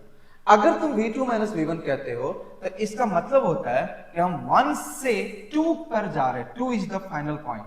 तो मतलब ये जो डिस्प्लेसमेंट होगा वो ये बनेगा, ये बन गया डिस्प्लेसमेंट। समझ में बात आया। अगर यहीं पर v1 माइनस v2 होता तो v1 is the final point, तो मतलब डिस्प्लेसमेंट ये वाला बनता, इधर वाला, ठीक है। सो v2 माइनस v1 को अब यहां पर देखते हैं, minus E D cos theta. तो minus E D cos theta में बोलो मुझे e के जगह पर क्या रखेगा 20, d के जगह पर क्या रखेगा 0.1, कॉस थीटा, तो देखो d इधर है, e इधर है, बीच का एंगल है 60, सो कॉस 60, तो यानी यहां पर कितना आ गया माइनस, ये पॉइंट हटाओ 0, तो यानी यहां बन गया -1। पहला एप्लीकेशन समझ में आया, del V equals to minus C dot del R या del V equals to minus C D cos theta. Hope से सबको समझ में आ गया। चलो इसी सेम चीज को अब एक और तरीके से यहां पर क्वेश्चन को बनाया जा सकता है, वो भी मैं आपको समझाऊंगा। अगर मान लेते हैं कभी भी आपको E वर्सेस x का ग्राफ दे दे, मतलब electric field is varying along x axis, ये क्वेश्चन भी नीट में आ सकता है। तो ऐसे में भी कॉन्सेप्ट तो यही रहेगा, del V equals to minus E dot del R. लेकिन इसको हम लोग सोचेंगे कैसे, तो इसको हम लोग सोचेंगे del V equals to integration of, minus को बाहर रखो, ई डॉट डी आर, ऐसे करके सोचेंगे। तो यहां पर तो डी आर है नहीं, एक्स है, तो यानी यहां पर माइनस ई डी एक्स, ऐसे करके सोच लेंगे। तो ऐसे अगर हम लोग सोचेंगे तो इसका मतलब हो जाएगा तो minus of area of E x graph, क्योंकि इंटीग्रेशन का मतलब ही यही होता है, ठीक है। तो अगर सपोज कर लो ई एक्स का ये ग्राफ तुम्हें दे रखा है कुछ ऐसा, दिस इज द ग्राफ, समझ पा रहे हैं ना। अगर मान लेते हैं कि ये वाला वैल्यू जैसे 0, ये वाला जो वैल्यू है ये है 20, तो देखो ये वाला वैल्यू 20 हो गया, लेट दिस वैल्यू इज 5। तो डेल वी कितना, तो डेल वी इक्वल्स टू, हम लोग ये वाला एरिया का बात करेंगे, ये वाला area minus times half of 5 into 20, so ये बन गया 100, माइनस 100, ये हो गया डेल वी। अब इसमें भी क्या बोलेगा कि v इनिशियल आपको दिया हुआ है, तो डेल वी को आप लिख सकते हो v final minus v initial equals to minus 100। तो v इनिशियल अगर आपको दिया हुआ है, let it be 10 volt, let it be v initial, let v initial आपको दिया हुआ है 10 वोल्ट, तो वो आप यहां पे रखो, तो v फाइनल हो जाएगा, ये माइनस को उधर भेजो तो माइनस 100 प्लस 10 हो जाएगा, यानी minus 90। This kind of question also can be there. क्या हम लोग समझ में आ गया डेल वी को कैसे निकालते हैं? इतना ही बात को हमें समझना है, ठीक है। अब इसी को उल्टा करके समझते हैं, दूसरा रिलेशन। अब मैं आपको समझाना चाह रहा हूं E इक्वल्स टू क्या होता है, तो E इक्वल्स टू होता है minus dough V by dow R। ये जो E और V का रिलेशन है, अब उसको अपोजिट करके समझा रहा हूं, E इक्वल्स टू होता है minus dough V by dow R। मतलब अगर हमें इसी को लिखना है कि इलेक्ट्रिक फील्ड कितना आएगा, तो minus dough V by dow X I क्या, ठीक है, ये I में है मतलब सिर्फ X के अबो, माइनस डो V बाय डो Y J क्या, माइनस डो V बाय डो Z K क्या, ठीक है। अब अगर मान लेते हैं इस हिसाब से, तो इस हिसाब से इसमें जो डिफरेंशिएशन हम लोगों ने यूज किया है, that differentiation is partial differentiation. इसको हम लोग क्या बोलते हैं? Partial differentiation. अब ये जो पार्शियल डिफरेंशिएशन करना है, इसमें जिस वक्त ये वाला टर्म कर रहे हो, तो उस वक्त सिर्फ और सिर्फ x is variable, y and z is constant. जिस वक्त ये वाला काम कर रहे हो, उस वक्त only y is variable, x and z are constant. समझ में बात आ रहा है? मैं एक एग्जांपल से समझाता हूं। फॉर एग्जांपल मैं ले रहा हूं, मोस्ट सिंपलेस्ट एग्जांपल लेते हैं भाई, v equals to x cube plus y cube plus z cube. ठीक है, उसने बोला फाइंड इलेक्ट्रिक फील्ड एट 0 1 2, ऐसा करके एक पॉइंट दीजिए, इस एक पॉइंट पर इलेक्ट्रिक फील्ड निकाल। चलो देखते हैं, हमें इलेक्ट्रिक फील्ड अगर निकालना है, सॉल्यूशन की तरफ जा रहे हैं, तो माइनस, सबसे पहले minus dow V by dow X, तो माइनस इसको जो है इस वाले इक्वेशन को x के रिस्पेक्ट में डिफरेंशिएट करो, सिर्फ x के रिस्पेक्ट में, मतलब by keeping y and z as constant. तो देखो y और z कांस्टेंट है, x क्यूब का कितना हो जाएगा बोलो तो 3x स्क्वायर, y क्यूब और z क्यूब का x के रिस्पेक्ट में तब क्या हो जाएगा 0, तो यहां पर और कुछ आएगा ही नहीं, सिर्फ i का। फिर से देख, माइनस क्या बना, यहां पर अगला वाला टर्म, तो सिर्फ y के रिस्पेक्ट में करना है, तो x और z कांस्टेंट, तो सिर्फ यहां पर क्या बचेगा 3y स्क्वायर j का। सिमिलरली z के रिस्पेक्ट में करना है माइनस 3z स्क्वायर k का। ऑप्शन सबको समझ में आ गया ना? तो अब यहां पर ये इलेक्ट्रिक फील्ड मिला, अब तुम्हें इस पॉइंट पर निकालना है, इस पर्टिकुलर पॉइंट पर निकालना है, तो यानी x की जगह 0 रखना है, y की जगह 1 रखना है, z की जगह 2 रखना है। तो x की जगह 0 रख, 0 तो यानी ये 0 ही रह गया, 0 आई क्या, y की जगह 1 रख, 1 स्क्वायर यानी माइनस 3j कैप बना, z की जगह 2 रख, 2 स्क्वायर यानी 4 3 जा 12 माइनस 12k कैप आ गया। ठीक है, तो इस तरीके से हम लोगों ने इलेक्ट्रिक फील्ड निकाल लिया। This is what the relation is. समझ कर पाओगे ना? अब ये जो minus dow V by dow R है, ये कहीं ना कहीं हमको vx ग्राफ का स्लोप को भी इंडिकेट करता है। तो अगर कभी ऐसा हो जाए कि आपको v वर्सेस यानी पोटेंशियल वर्सेस x का एक ग्राफ दे दिया जाए, तो आप इसको ऐसे समझोगे कि E इक्वल्स टू जो हो जाएगा minus dow V by dow R, लिखने की जरूरत नहीं है, डो x लिखने से चलेगा, यानी माइनस dv बाई dx, क्योंकि एक ही वेरिएबल है x। तो दैट मीन्स ये माइनस टाइम्स ये स्लोप है, माइनस टाइम्स क्या है ये स्लोप। जैसे कि मान लो कि अगर ये vx ग्राफ कुछ ऐसा है, ये वाला पॉइंट हो गया 2, ये वाला पॉइंट हो गया लेट इट बी 20, तो इसका मतलब इस पोर्शन के लिए O से A तक के लिए बताओ तो इलेक्ट्रिक फील्ड का वैल्यू कितना है? तो इस पोर्शन में इलेक्ट्रिक फील्ड का वैल्यू होगा E बिटवीन OA, बोलो तो मुझे कितना आएगा? तो इसका negative of slope, slope is how much 20/2 10, तो यानी यहां पे लिखेंगे माइनस 10 आई कैप। आई कैप क्यों? क्योंकि x के साथ है। चलो मैं कह रहा हूं अब अगला जो पोर्शन है वो AB ऐसा है, AB ऐसा है, बता इसका स्लोप कितना हो गया 0। सो ऐसे में अगर हमें लिखना है, इस पोर्शन के लिए अगर हमें लिखना है, तो बताओ इलेक्ट्रिक फील्ड इन AB, तो हमें कितना होगा 0। अगर हमें मान लो कि ये कुछ ऐसे करके जा रहा है, तो electric field in late it B ये कुछ ऐसा आ गया, और ये वाला जो पॉइंट है ना, ये लेट इट बी 1 है, तो इलेक्ट्रिक फील्ड इन CD वाला पोर्शन, ये सॉरी BC वाला पोर्शन, इलेक्ट्रिक फील्ड इन BC वाला पोर्शन, बोल कितना आएगा? तो ये तो स्लोप ही निगेटिव है, ये वाला जो वैल्यू है ये तो 10 हो गया, और ये वाला वैल्यू जो है ये 2, इसको मान लेते हैं 4, इसको मान लेते हैं 5, तो ये वाला वैल्यू है 1 यूनिट का, तो 10/1 यानी कितना स्लोप हो गया 10 या -10, ऑब्वियसली -10, तो माइनस ऑफ -10 आई का, यानी ये क्या बन जाएगा 10 आई। क्या ग्राफ से समझ में आया कैसे निकालते हैं इलेक्ट्रिक फील्ड? यहां पर स्लोप पॉजिटिव, इसलिए इलेक्ट्रिक फील्ड नेगेटिव, क्योंकि माइनस ऑफ स्लोप होता है। यहां तो स्लोप ही 0 है, कोई बात ही नहीं है। यहां स्लोप नेगेटिव है, इसलिए इलेक्ट्रिक फील्ड क्या बना है पॉजिटिव है, क्योंकि minus of slope. So this is what the relation between electric field and potential difference. Electric field and potential आप कह सकते हो। चलो तो अब अपने नोट्स को भी एक बार देख लेना, बहुत अच्छा रहेगा। हाँ भाई, तो नोट्स पर आ जा। Relation dv equals to minus E dot D R, ये एब्सोल्यूट डेफिनेशन लिखा हुआ है। E equals to minus dow V by dow R, correct है। अभी हम सबसे पहले बात कर रहे हैं application of D V equals to minus E dot D R का। तो अभी इसमें देखो इफ ई इज यूनिफॉर्म, तो यूनिफॉर्म में यहाँ पर देखो del V equals to minus E dot del are निकाला हुआ है। इसी चीज को फिर यहाँ पर हम लोगों ने वो ये वाला पेज को छोड़ दो, क्योंकि ये पहले वाला होमवर्क का ये सॉल्यूशन है, इसको छोड़ दो। चलिए यहाँ पर आ जाओ।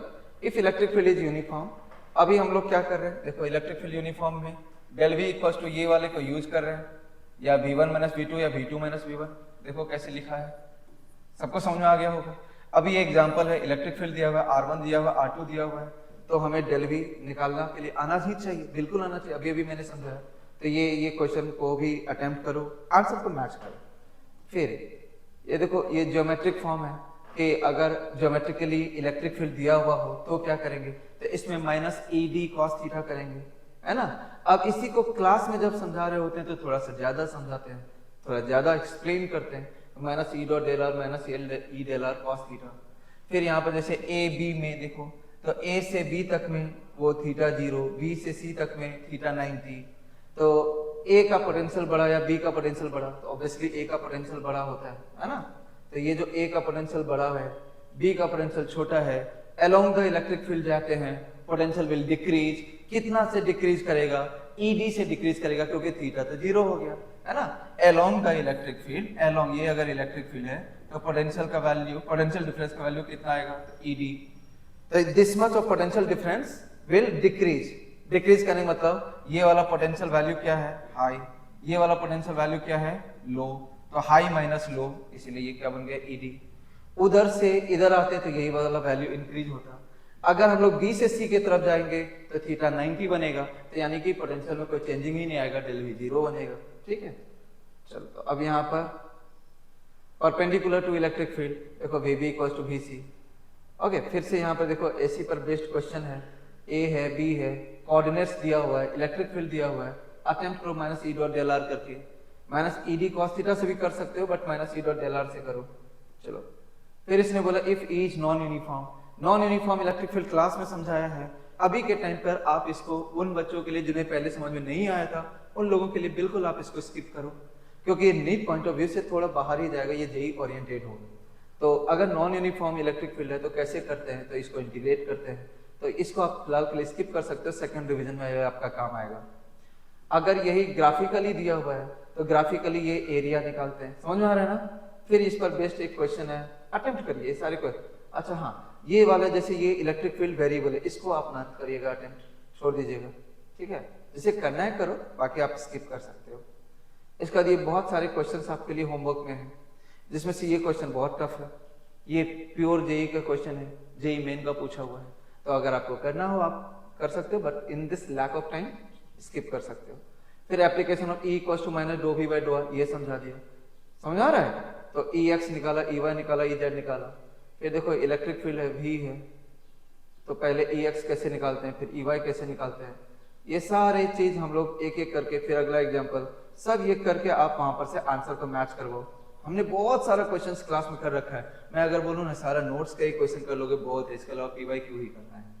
चलिए फिर से ये सब कुछ ये सारे क्वेश्चंस को आप लोग करिए। ये हमारा सब का सब रिवीजन हो गया है, कहीं कोई दिक्कत नहीं है। इलेक्ट्रिक फील्ड दिया हुआ है, पोटेंशियल डिफरेंस निकालना है, ठीक है। ये अपना पी वाई क्यू में से आया है, बहुत बढ़िया। इस क्वेश्चन को तो स्किप ही करना है।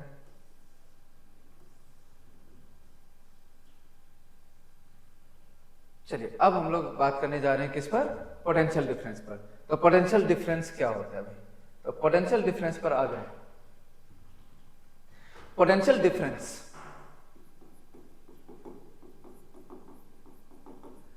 It is the work done, potential difference जो है it is the work done over 1 coulomb charge यानी W by Q हो गया, in moving from one point to another point in some electric field, in some electric field कह लो या in the influence of some another charge. तो कोई एक point से दूसरे पॉइंट तक ले जाने में जितना वर्क डन होता है 1 कूलम चार्ज को, उसी को हम लोग क्या बोलते हैं, पोटेंशियल डिफरेंस। अगर इनफाइनाइट से एक पॉइंट तक लेकर के आते हैं तो उसको कहते हैं पोटेंशियल, और किसी एक पॉइंट से दूसरे पॉइंट तक ले जाते हैं तो उसको कहते हैं पोटेंशियल डिफरेंस। समझ में आता है? तो ये जो पोटेंशियल डिफरेंस है it is W by Q, यानी W इक्वल्स टू हमारा कितना हो जाएगा Q इंटू डेल V। ये जो वर्क डन है this is the work done by, this is work done by, बोलो तो कौन है? एक्सटर्नल एजेंट या इलेक्ट्रिक फील्ड? तो obviously it is external agent. समझ में आता है? क्योंकि काम करेगा कौन? एक्सटर्नल एजेंट ही करेगा। ठीक है, तो work done by external agent equals to Q into del V। तो ये जो है ये वर्क का है। अगर यहीं पर work done by electric field का अगर हमसे पूछ लिया जाए, है ना, तो work done by electric field हमेशा ही negative work done by external agent के बराबर होता है, तो वो आ जाएगा minus of Q into del V। याद रखोगे ना? Work done by external agent बोलो Q del V, work done by electric field बोलो माइनस Q डेल V। ठीक है, चलो अब बात है कि यहाँ पर जो डेल V है पोटेंशियल डिफरेंस, ये तो समझ में आ गया कि एक पॉइंट से दूसरे पॉइंट तक ले जाने का ये एक यूनिट चार्ज पर वर्क डन है। निकालें कैसे? How will we find out? तो पोटेंशियल डिफरेंस को निकालने का अपने पास में दो तरीका होगा। पोटेंशियल डिफरेंस जो है डेल V, ये दो तरीके से निकाला जा सकता है। ठीक है, एक तरीका तो ये हो सकता है कि आपको कुछ फिक्स्ड चार्जेस दिया हुआ है, ठीक है, फॉर सम फिक्स्ड चार्जेस। अगर ये कुछ फिक्स्ड चार्जेस आपको दिया हुआ हो, जैसे मान लेते हैं यहाँ पर एक चार्ज है Q दिया हुआ है, तो इसके इन्फ्लुएंस में अगर बात करें तो यहाँ पर पोटेंशियल R1 डिस्टेंस पर निकाल सकते हो, R2 डिस्टेंस पर भी निकाल सकते हो। तो यहाँ पर पोटेंशियल कितना हो जाएगा? तो KQ बाई R1। यहाँ पर कितना हो जाएगा? KQ by R2। What is the difference? तो V1 माइनस V2 या V2 माइनस V1, ये करके आप पोटेंशियल डिफरेंस निकाल दो। हाँ, लेकिन ऐसे में ये चार्जेस क्या होने चाहिए? फिक्स्ड। तो दो पॉइंट का पोटेंशियल अलग अलग निकाल करके तब उसका डिफरेंस करो। तो पोटेंशियल डिफरेंस का हमेशा ही मतलब होता है कि तुम एक पॉइंट से दूसरे पॉइंट तक 1 कूलम चार्ज को मूव किए हो, तो मूविंग चार्ज को नहीं लेना है, विथ रिस्पेक्ट टू क्या बोल रहे हैं हम लोग? Fixed charges. फिक्स्ड चार्जेस का पोटेंशियल निकालना है। तो इस तरीके से मान लो एक से अगर दो 3 4 ज्यादा भी चार्जेस हैं तो भी आप यही वाला काम करेंगे। जैसे मैं एक एग्जांपल ही बोल रहा हूँ, सपोज कर लो कि एक चार्ज है यहाँ पर, यहाँ है Q1, ये फिक्स्ड है। एक चार्ज है यहाँ पर Q2, ये भी फिक्स्ड है। ठीक है, अगर मान लेते हैं हम लोगों का जो एक चार्ज है जो इनिशियली यहाँ पर था और फाइनली जो है वो लेट इट भी यहाँ पर पहुंच गया। ठीक है, यहाँ से यहाँ पर पहुंच ऐसे करके गया है। मैं इस पे कलर चेंज करके आपको समझाता हूँ। यहाँ पर ये इसका इनिशियल पॉइंट है और ये चार्ज जो है ये यहाँ तक पहुंच गया, ये हो गया इसका फाइनल पॉइंट। तो बताओ कि इस प्रोसेस में कितना वर्क डन हुआ? ये चार्ज है Q जिसको हमने मूव किया है I से F तक। तो ऐसे क्वेश्चंस को कैसे डील करेंगे? तो हम लोगों का सबसे पहला काम क्या है? डिस्टेंसेस को चेक करो। डिस्टेंस को चेक करो। तो अगर मान लेते हैं ये इनिशियल डिस्टेंस है 4, क्योंकि डाटा से दिया रहेगा, मतलब ये वाला वैल्यू हो गया 2, ये भी वैल्यू हो गया 2, और ये वाला डिस्टेंस जो है वो है 3 मान लिया हमने।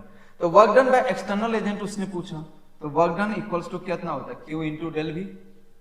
तो Q, ये Q है जो चार्ज मूव कर रहा है, तो वो यहाँ पर Q रह गया, और डेल V यानी V final minus V initial. तो V फाइनल किसका लोगे? तो कैपिटल Q1 और कैपिटल Q2, क्योंकि यही दोनों चार्जेस है जो फिक्स्ड है। समझ आया? तो V फाइनल, यहां पर बताओ V फाइनल के जगह पर क्या लिखोगे? तो इस Q1 का कितना और इस Q2 का कितना? तो पहले मैं Q1 का लिखना चाहता हूं, तो K Q1, ये तो K Q1 तो लिखना आसान है, यहां से उस पॉइंट तक का डिस्टेंस हमें देखना पड़ेगा। तो बताओ ये वाला डिस्टेंस कितना हो गया? 4। ये वाला डिस्टेंस कितना हो गया? 3। तो Q1 से उस पॉइंट तक का डिस्टेंस कितना हो गया बताओ? 5। तो K Q1 बाई कितना हो गया? 5।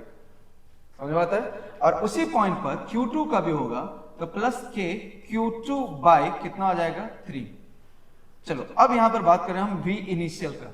अब हम इस पर्टिकुलर पॉइंट पर ये लिखना चाहते, V इनिशियल लिखना चाह रहे हैं। चलो बताओ V इनिशियल में Q1 के वजह से कितना लिखेंगे? तो K Q1 बाई 2, और Q2 के वजह से कितना? तो K Q2 बाई 2। बात समझ आया? तो इस हिसाब से V इनिशियल मिल गया, V फाइनल मिल गया, V final minus V initial किया, यहाँ पर वर्क डन निकल गया। तो ये हमारा पोटेंशियल डिफरेंस कैसे निकला? जब कुछ फिक्स चार्जेस दिया हुआ है, उसके इन्फ्लुएंस में पोटेंशियल डिफरेंस और correspondingly work done. Hope so सबको समझ में आ गया। बिल्कुल इंपॉर्टेंट है ये अपने एग्जाम पॉइंट ऑफ व्यू से। आप इस ऐसे वाले क्वेश्चंस को नोट में मैं दिखाऊंगा, वहां से प्रैक्टिस भी करना है। चलो सेकंड टाइप के इसमें कैसे निकालते हैं पोटेंशियल डिफरेंस को। तो सेकंड टाइप से जो पोटेंशियल डिफरेंस को निकालना है, अगर मान लो इलेक्ट्रिक फील्ड दिया हुआ हो, भाई अगर इलेक्ट्रिक फील्ड दिया हुआ है तब तो कोई दिक्कत ही नहीं है, डेल वी इक्वल्स टू हम लोग लगा देंगे minus E dot del R, यानी minus E D cos theta. अब फिर अगर वर्क डन पूछा है तो क्यू इंटू डेल वी लगा देंगे। तो बताओ कितने मेथड हुए पोटेंशियल डिफरेंस को निकालने का। तो एक फिक्स चार्ज अगर दिया हुआ है तो चार्जेस की वजह से हम लोग पोटेंशियल्स निकालेंगे, और अगर इलेक्ट्रिक फील्ड दिया हुआ है तो इलेक्ट्रिक फील्ड के केस में तब तो डायरेक्टली पोटेंशियल डिफरेंस का ये फॉर्मूला लगा देंगे, बात खत्म। ठीक है, चलिए अब हम इसी सेम कॉन्सेप्ट को हम लोग जो है यहां से अब एक बार देख लेते हैं। पोटेंशियल डिफरेंस, भाई पोटेंशियल डिफरेंस क्या है? Potential difference is working capacity of electric field in moving 1 coulomb charge from one point to another point. कैसे निकालते हैं? दो मेथड है, एक्सटर्नल एजेंट कैसे निकालते हैं ये नहीं है। Potential difference in terms of work done by external agent and potential difference in terms of work done by electric field. तो work done by external agent Q del V और work done by electric field minus Q del V। ठीक है, चलिए आगे की तरफ बढ़ते जाइए भाई। ये अब देखो पोटेंशियल डिफरेंस को निकालने का कितना तरीका है। तो निकालने का भी दो तरीका है। जब चार्ज का डिस्ट्रीब्यूशन दिया हुआ हो तो final potential minus initial potential करते हैं, जब इलेक्ट्रिक फील्ड दिया हुआ हो तो minus E dot D are, जो भी अभी समझाया। ठीक है भाई, अब इसके क्वेश्चंस पर आएंगे हम लोग। ये देख लीजिए, अब यहां पर आप पॉज करेंगे, क्वेश्चन को पढ़ेंगे और क्वेश्चन को अटेम्प्ट करेंगे। ठीक है, जैसे पॉइंट ए से पॉइंट बी तक इस क्यू को मूव करवाया, तो ये वाला चार्ज जो आ गया वो आ गया फिक्स चार्ज का एग्जांपल। अटेम्प्ट करेंगे आप, फाइनल पोटेंशियल लिखेंगे, इनिशियल पोटेंशियल लिखेंगे और क्या होगा वर्क डन वो करेंगे। ठीक है, चलिए ऐसे सेकंड क्वेश्चन को भी अटेम्प्ट करोगे, ऐसे थर्ड क्वेश्चन को भी अटेम्प्ट करोगे, ए से बी तक मूव करवाया। ठीक है, यहां पर अब मेरा कोई रोल नहीं है, कॉन्सेप्ट सबको समझ में आ गया। ये सारे क्वेश्चंस को आप अटेम्प्ट करोगे, ये this all will come under important questions. अभी जैसे यहाँ पर देखो इलेक्ट्रिक फील्ड तो कंजर्वेटिव फील्ड होता है ना, तो कंजर्वेटिव फील्ड में वर्क डन पाथ पर तो डिपेंड करता नहीं, इसलिए कोई भी पाथ से लेकर के जाओगे work done will remain same. ठीक है, चलो अब हम लोग बात करते हैं इक्विपोटेंशियल सरफेस का। चलो मैं अब आपको समझाता हूँ इक्विपोटेंशियल सरफेस क्या होता है। तो बताओ इक्विपोटेंशियल सरफेस मतलब एक ऐसा सरफेस जिसके हर पॉइंट पर पोटेंशियल क्या हो, सेम हो, जिसके हर पॉइंट पर पोटेंशियल सेम हो। तो एक इक्विपोटेंशियल सरफेस जो होता है, इक्विपोटेंशियल सरफेस, ये इलेक्ट्रिक फील्ड पर, ये जो इलेक्ट्रिक फील्ड है इस पर परपेंडिकुलर सरफेस होता है। ये जो मैंने डॉट डॉट लगाया ये एक्चुअली ऐसा एक सरफेस होगा। तो ये एक सरफेस जो है इसके हर एक पॉइंट पर, जैसे मान लेते हैं इस पॉइंट पर बात करूं, इस पॉइंट पर बात करूं, इस पॉइंट पर बात करूं या इस पॉइंट पर बात करूं, फर्क नहीं पड़ता है, इसके हर एक पॉइंट पर पोटेंशियल सेम ही है।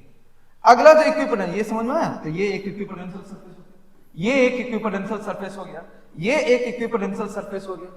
तो equipotential surface remains perpendicular to electric field, it remains perpendicular to electric field.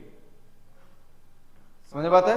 या तो अगर इलेक्ट्रिक फील्ड है तो इलेक्ट्रिक फील्ड के परपेंडिकुलर ही बनेगा, और नहीं तो ऐसा बनने के लिए वहां इलेक्ट्रिक फील्ड जीरो भी हो सकता है। अगर इलेक्ट्रिक फील्ड जीरो हुई हुआ तब भी जो रीजन बनेगा वो पूरा का पूरा रीजन ही इक्विपोटेंशियल रीजन बन जाएगा। तो ऑब्वियसली हर एक पॉइंट तो इक्विपोटेंशियल बनेगा। इसका खास बात क्या है इक्विपोटेंशियल सरफेस का? तो इक्विपोटेंशियल सरफेस का खास बात यह है कि इसमें अगर ये पॉइंट ए है, ए पॉइंट से बी पॉइंट तक अगर एक चार्ज को तुम मूव करवाओ, सेम सरफेस का दो पार्ट है ना, तो ऐसे में वर्क डन जो होता है वो जीरो होता है। Work done in moving a charge from point A to point B of same equipotential surface remains zero. कोई काम नहीं होता, कोई वर्क डन नहीं होता। ठीक है, अगर मान लेते हैं एक इक्विपोटेंशियल सरफेस से दूसरे इक्विपोटेंशियल सरफेस पर मूव करवाएं, जैसे कि मान लेते हैं अगर हम यहां पर मूव करवाते हैं पॉइंट सी पर, हाँ तब वर्क डन होता है, तब वर्क डन होता है। तो वर्क डन कितना होता है? तो Q इंटू डेल वी। अब एक इक्विपोटेंशियल सरफेस और दूसरा इक्विपोटेंशियल सरफेस के बीच का पोटेंशियल डिफरेंस, तो अगर V1 दिया V2 दिया हुआ है तो डायरेक्टली यहां ये लिख दो V2 माइनस V1, क्योंकि फाइनल पॉइंट ही यही। और नहीं तो डेल वी की जगह पर ये E दिया है ना, तो minus E D cos theta लगाओ। बात समझ में आया ना? तो ये डेल वी को निकालने का तो तरीका मालूम है हमें, तो डेल वी के लिए हम लोग minus E D cos theta यहां पर यूज कर सकते हैं। समझ में आया? C है फाइनल पॉइंट, A है इनिशियल पॉइंट, इसीलिए A से C तक ये बन गया T। इलेक्ट्रिक फील्ड भी इधर ही है, सो थीटा कितना बन गया 0, cos 0 का वैल्यू बोल कितना 1, so minus CD cos theta you can use और वर्क डन निकल जाएगा। तो वर्क डन सिर्फ तभी होगा जब एक से दूसरे इक्विपोटेंशियल सरफेस पे जाएंगे, अगर सेम पर मूव करेंगे तो कोई वर्क डन नहीं होगा। होप सो समझ में आ गया सबको ये बात। ओके, अब मैं बात करने चाह रहा हूं कि अगर मान लो इक्विपोटेंशियल सरफेसेस दिया हुआ है, मान लेते हैं कि ये एक इक्विपोटेंशियल सरफेस है, ये एक इक्विपोटेंशियल सरफेस है, ये एक इक्विपोटेंशियल सरफेस है। अगर ये इक्विपोटेंशियल सरफेसेस दिया हुआ है, लेट इट बी, इसका पोटेंशियल है 80 वोल्ट, इसका है 60 वोल्ट, इसका है 40 वोल्ट, ठीक है। तो क्या इसके हेल्प से हम लोग इलेक्ट्रिक फील्ड निकाल सकते हैं? तो answer is yes. Electric field, जैसे इलेक्ट्रिक फील्ड पर ये सरफेस परपेंडिकुलर होता है, वैसे इस सरफेस पर इलेक्ट्रिक फील्ड भी तो परपेंडिकुलर होगा। तो इलेक्ट्रिक फील्ड लाइंस जो होगा वो ऐसा ही होगा जो इस सरफेस पे परपेंडिकुलर होगा। अब उसका डायरेक्शन किधर, क्योंकि इलेक्ट्रिक फील्ड तो एक है वेक्टर, तो इलेक्ट्रिक फील्ड का डायरेक्शन होता है ऑलवेज हायर पोटेंशियल से लोअर पोटेंशियल की तरफ। तो हाई से लो की तरफ मतलब इलेक्ट्रिक फील्ड का डायरेक्शन हो गया ये। अब ये तो E लिख दिया भाई, डायरेक्शन तो क्लियर हो गया, लेकिन E का मैग्नीट्यूड कैसे निकालोगे? तो इसको मैग्नीट्यूड निकालने के लिए बताओ, डेल V इक्वल्स टू हम लोग कितना लिखते थे? तो minus E D cos theta लिखते थे या नहीं? तो आप हमेशा इसी से E को निकालेंगे, E equals to minus del V by D cos theta, लेकिन ये तो मैग्नीट्यूड है, तो आप क्या करेंगे, यहाँ पर थीटा वगैरह सबको लेने में थोड़ा कंफ्यूजन हो सकता है, तो आप इस माइनस को मॉड लगा करके एडजस्ट करेंगे। तो आपके लिए ये सिंपली हो गया क्या, डेल V का mod divide by D into cos theta. अब बोलोगे भैया मैं थीटा कैसे लूं सर? यस, यहाँ थीटा ही सबसे ज्यादा इंपॉर्टेंट है। आपको क्या करना है, ये इलेक्ट्रिक फील्ड तो आपको मिल गया ना, इलेक्ट्रिक फील्ड का डायरेक्शन मिल गया है। अब आप एक सरफेस का, जैसे इस वाले सरफेस का एक पॉइंट लिया, let this point is A, दूसरे वाले सरफेस पर भी एक पॉइंट ले लो, जहां पर भी तुम्हें लेना है। मान लेता हूं कि मैंने ये वाला पॉइंट लिया B, अब A और B के बीच में ऐसे कनेक्ट कर दो, यही हो गया D, ये जो तुम्हारा D है। अब बोलो इस सर मैं B पॉइंट यहां क्यों लूंगा, सीधा ले लो, लेने में कोई बुराई है? मैंने मना किया? लो, ले लो, अच्छा रहेगा। मैं तो एक जनरल वे में तुम्हें समझाने की कोशिश कर रहा हूं कि पहला सरफेस का एक पॉइंट, दूसरा सरफेस का एक पॉइंट, दोनों को मिला देंगे तो उन दोनों पॉइंट्स के बीच के डिस्टेंस को क्या बोलते हैं, D। अब देखो, इलेक्ट्रिक फील्ड तुझे मालूम है, इलेक्ट्रिक फील्ड ये है, D तुझे पता है, इलेक्ट्रिक फील्ड और D के बीच का ये एंगल भी पता होगा, तो वही वाला एंगल हो गया थीटा, तो वो थीटा को यहाँ यूज कर सकता है। ठीक है, चलो अब एक एग्जांपल के थ्रू इसी केस को हम लोग समझते हैं। तो इस केस में तुम ही लोग मुझे सजेस्ट करो कि क्या D हम लोग ऐसे लेंगे? ऑब्वियसली नहीं, तो हम लोग कैसे करके लेंगे? तो इसी एग्जांपल को मैं दोबारा से यहाँ कर रहा हूँ। तो ये ऐसा था ना भाई, दो इक्विपोटेंशियल सरफेस, यहाँ 80 और यहाँ 60 वोल्ट, ठीक है। इलेक्ट्रिक फील्ड का डायरेक्शन किधर से आया था भाई? तो ये हो गया इलेक्ट्रिक फील्ड, यही हो गया इलेक्ट्रिक फील्ड। अभी हम लोगों ने पहले वाले सरफेस पे एक पॉइंट यहाँ लिया, क्यों ना इसी के सामने यहाँ पर भी एक पॉइंट ले लें, तो ये पॉइंट A हो गया, ये पॉइंट B हो गया। मान लेते हैं इसके बीच का जो गैपिंग है ना वो है 10 सेंटीमीटर, मान लिया, ठीक है भाई, मान लिया। अब बात है हमें चाहिए E का मैग्नीट्यूड, तो E का मैग्नीट्यूड में हमें क्या चाहिए था बताओ, del V by D into cos theta. चलो डेल V को बोलो, 80 और 60 का डिफरेंस सीधा सीधा 20, मॉड है लगाओ, डिवाइड बाय D, AB यही तो है D, ये D बोलो कितना, तो 0.1 इंटू ये D हो गया, और ऐसा ही तो है इलेक्ट्रिक फील्ड भी, दोनों के बीच का एंगल बोल cos 0 डिग्री, तो 0.1 यानी ये कितना बन गया 200, ये हो गया मैग्नीट्यूड। अब इसमें डायरेक्शन भी हो सकता है तुम्हारे ऑप्शन में हो, तो तुम्हें इलेक्ट्रिक फील्ड अगर इधर मिल रहा है तो ये वाला डायरेक्शन को आई क्या बोल सकते हो ना, तो वेक्टर फॉर्म में इसको लिख देना 200 आई क्या। बोल समझ में आया या नहीं? इक्विपोटेंशियल सरफेस का कैसे कैसे हमें एप्लीकेशन देखना है। चलो आ जा अब अपने इस पर। इक्विपोटेंशियल सरफेस भाई साहब क्या है? और सरफेस हैविंग सेम पोटेंशियल, बहुत बढ़िया। पॉइंट चार्ज के लिए कैसा बनता है? स्फेरिकल बनता है। यूनिफॉर्मली लाइन चार्ज के लिए कैसा बनता है? ये लाइन चार्ज है, इसके लिए कैसा बना? ये सिलिंड्रिकल बन गया, बहुत बढ़िया। ये यूनिफॉर्मली चार्ज प्लेन शीट के लिए कैसा बनता है? ये एक प्लेन शीट है, ये एक प्लेन शीट है, उसके लिए कैसा बनता है? तो इसके लिए प्लेनर सरफेस ही बनता है, क्योंकि इलेक्ट्रिक फील्ड ऐसा बनेगा तो उस पर परपेंडिकुलर। बहुत अच्छे, चलो अगले वाले पॉइंट पेज पे चलते हैं। इसके प्रॉपर्टीज क्या क्या सब है। प्रॉपर्टीज, इक्विपोटेंशियल सरफेस जो होते हैं वो always perpendicular to electric field lines होते हैं, समझ चुके हम लोग। इसका work done in moving a charge q from one point to another point of same equipotential surface remains कितना, 0, समझ चुके हम लोग। ओके, इक्विपोटेंशियल रीजन किसको कहते हैं, तो एक रीजन मतलब एक 3D स्पेस, एक 3D स्पेस जहां पर पोटेंशियल कांस्टेंट हो। तो if potential remains constant in a certain volume, तब उसको हम लोग क्या बोलते हैं, देन दैट वॉल्यूम और region is called as equipotential region. जहां भी इक्विपोटेंशियल रीजन होगा वहां इलेक्ट्रिक फील्ड 0 बना रहेगा, ठीक है। चलो नोट में हमने क्या लिख रखा है, over an equipotential surface electric field may be 0 and may not be, ठीक है। Electric field remains perpendicular to equipotential surface. E का मैग्नीट्यूड कैसे निकालते हैं, तो del V by D cos theta. Theta क्या होता है, angle between E and D। Direction of electric field is towards lower potential. ओ भाई सब समझ में आ गया, सब क्लियर है। फाइंड इलेक्ट्रिक फील्ड, क्वेश्चन है भाई, पॉज करो, अटेम्प्ट करो, आंसर से मैच करो। देखो ये लाजवाब क्वेश्चन है, खुद से अटेम्प्ट करा, ठीक है। फिर से अगला क्वेश्चन। इतने क्वेश्चन है ना कि आप लोगों के लिए अगर सारे क्वेश्चन आप लोग कर लो तो फिर इसमें मास्टरी ही हो जाना। अब आते हैं भाई पोटेंशियल एनर्जी। अब पोटेंशियल एनर्जी पे आ गए। जब हम लोग बात करते हैं पोटेंशियल एनर्जी का, तो पोटेंशियल एनर्जी मतलब stored energy, electrostatic potential energy, it can B of two types, दो टाइप का। एक वाला जो होता है वो होता है सेल्फ एनर्जी, जो चेंज नहीं होता है, और एक होता है इंटरएक्टिव एनर्जी, जो चेंज हो सकता है। जैसे दो चार्जेज हैं, अगर दोनों के बीच का गैपिंग को चेंज कर दो तो सेल्फ एनर्जी में कोई चेंजिंग नहीं आएगा, लेकिन इंटरएक्टिव एनर्जी में चेंजिंग आएगा, ठीक है। तो एक जो होता है सेल्फ, तो सेल्फ पोटेंशियल एनर्जी को एग्जाम वाले बहुत कम पूछते हैं, ठीक है, बहुत कम पूछते हैं, इसीलिए आपको इसको बहुत याद करने की जरूरत भी नहीं है और ना ही इस पर बहुत ज्यादा कॉन्सेंट्रेट करना है। फिलहाल के लिए मैं आपको बता दूं, अगर एक पॉइंट चार्ज है तो इसका पोटेंशियल एनर्जी कितना होगा, 0, सेल्फ एनर्जी लिख रहा हूं। अगर एक हॉलो स्फीयर है, हॉलो स्फीयर है ऐसा, अगर एक हॉलो स्फीयर है तो इसका जो पोटेंशियल एनर्जी बन जाएगा kq²/2r।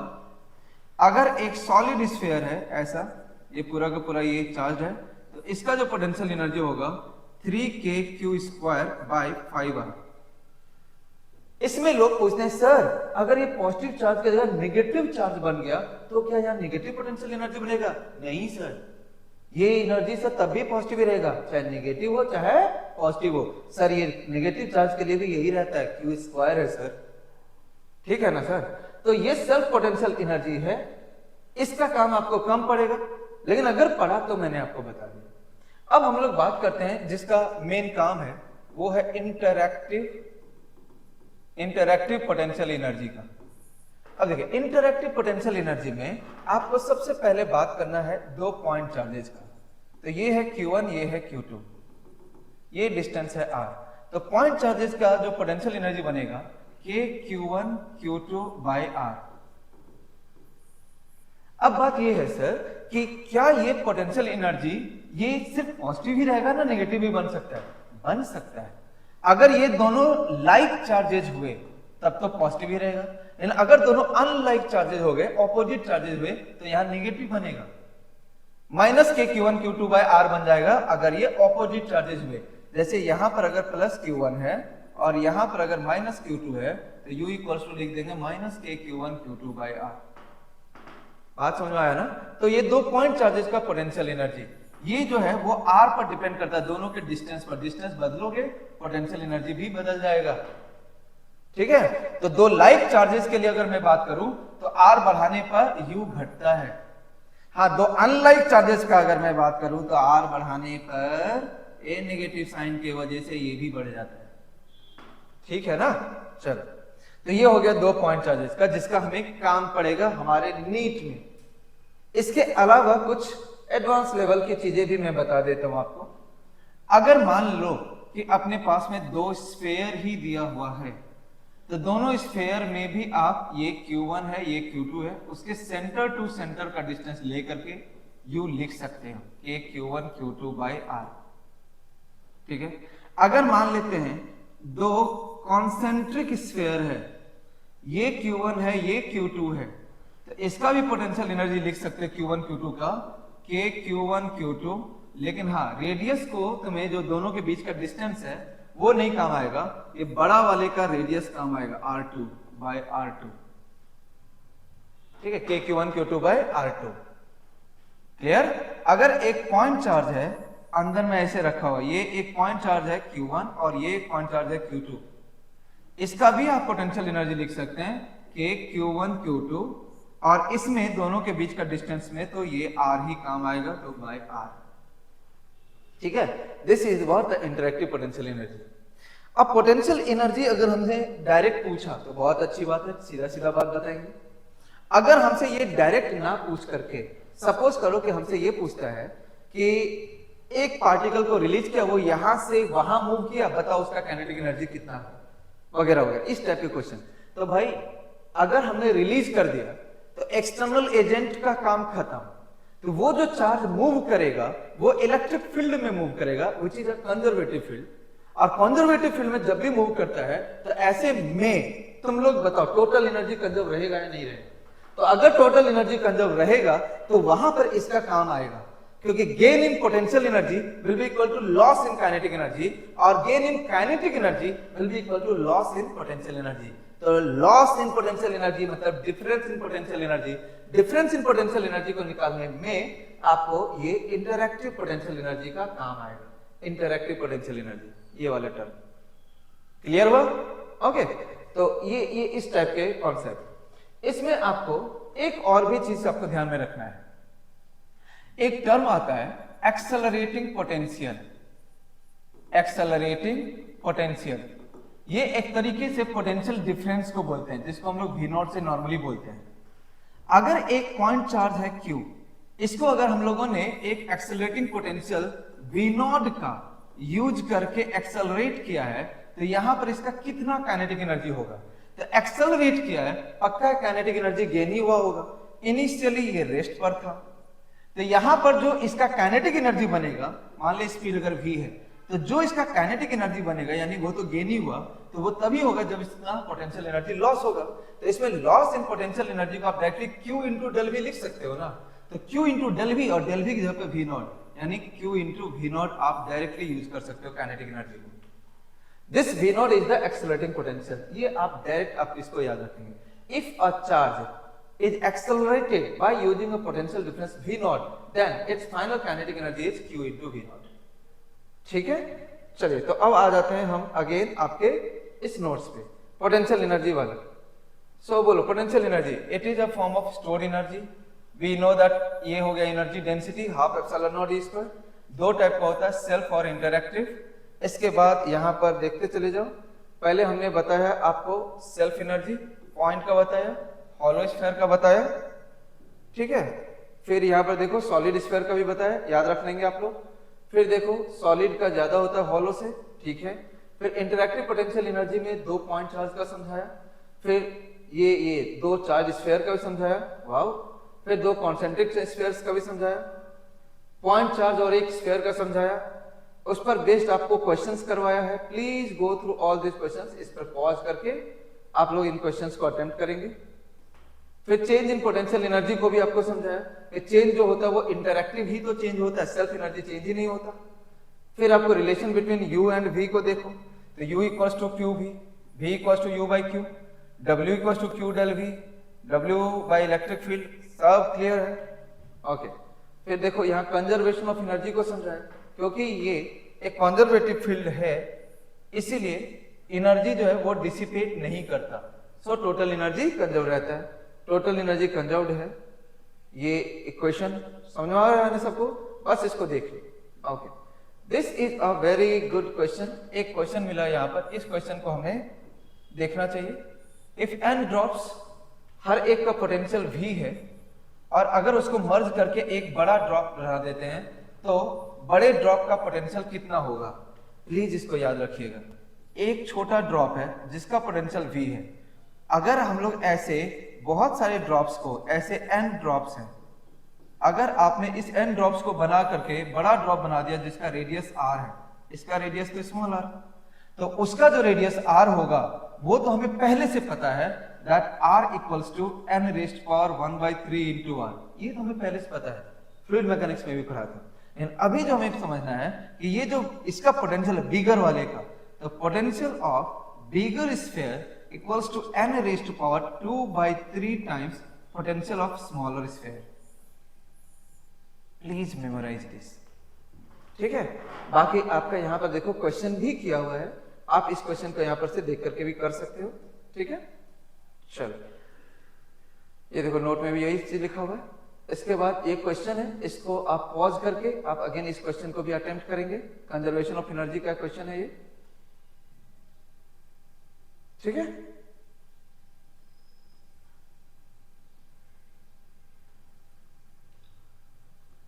चलो अब अपना नेक्स्ट टॉपिक आ जाता है डायपोल। अब मैं डायपोल को पहले समझा दूं। देखो डायपोल, डायपोल है क्या? तो it is the combination of two point charges, two equal and opposite point charges, है ना।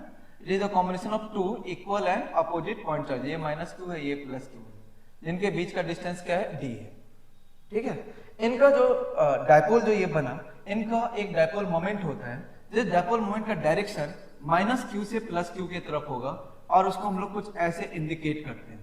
ये हो गया p, ठीक है, ये एक वेक्टर क्वांटिटी है। p का जो मैग्नीट्यूड है ये q इंटू d के बराबर है, चार्ज इंटू सेपरेशन के बराबर है। p का जो मैग्नीट्यूड है वो चार्ज इंटू सेपरेशन के बराबर है, q इंटू d के बराबर है, ठीक है। ये हो गया डायपोल मोमेंट। अभी के लिए आपको ये याद रखना चाहिए। इसको निकालने का एक और भी अच्छा तरीका है कि हर एक चार्ज का अगर आपको पोजीशन पता हो ना, पोजीशन, तो जितने भी चार्जेस है सब चार्ज को उसके पोजीशन वेक्टर से मल्टीप्लाई करो और ऐड कर दो तो डायपोल मोमेंट निकल जाता है। लेकिन वो वाला कॉन्सेप्ट मुझे उम्मीद है कि एग्जाम में काम नहीं आना चाहिए, ठीक है।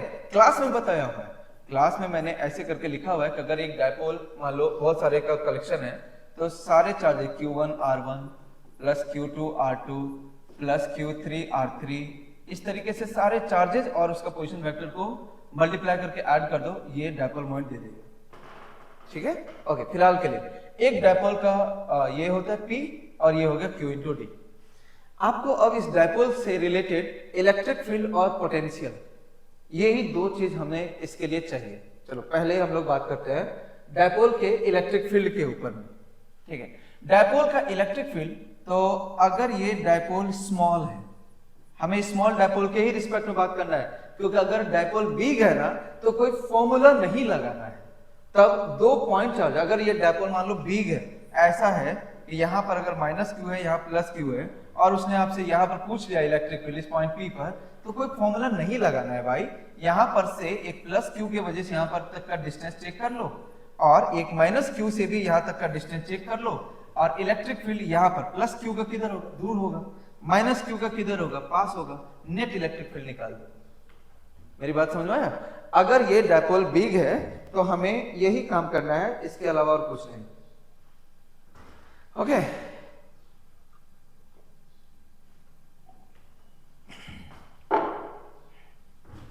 ओके, तो बिग डायपोल के लिए देयर इज नो फॉर्मूला, आप अलग अलग पॉइंट चार्जेस को लेकर डील करेंगे। अब हम लोग बात करें स्मॉल डायपोल का। तो स्मॉल डायपोल के लिए अगर मैं बोलूं तो दिस पर्टिकुलर लाइन, ये जो लाइन है इसको हम लोग कहते हैं एक्सियल लाइन। तो एक्सियल लाइन पर अगर मान लेते हैं हम इस पर्टिकुलर पॉइंट पर हम बात करना चाह रहे हैं, तो यहां पर electric field is like this, जिसका डायरेक्शन और डायपोल मोमेंट का डायरेक्शन सेम है। यहां पर अगर मैं बात करूं तो यहां पर भी electric field is like this. तो देखो इलेक्ट्रिक फील्ड का डायरेक्शन एट एक्सियल पॉइंट और डायपोल मोमेंट का डायरेक्शन सेम ही होता है। तो E is parallel to P, कहां पर, एक्सियल पॉइंट पर, E एक्सियल, ठीक है। ओके, अब बात रहा इसका मैग्नीट्यूड कितना। तो इसका जो मैग्नीट्यूड होगा that will be 2kp by r3।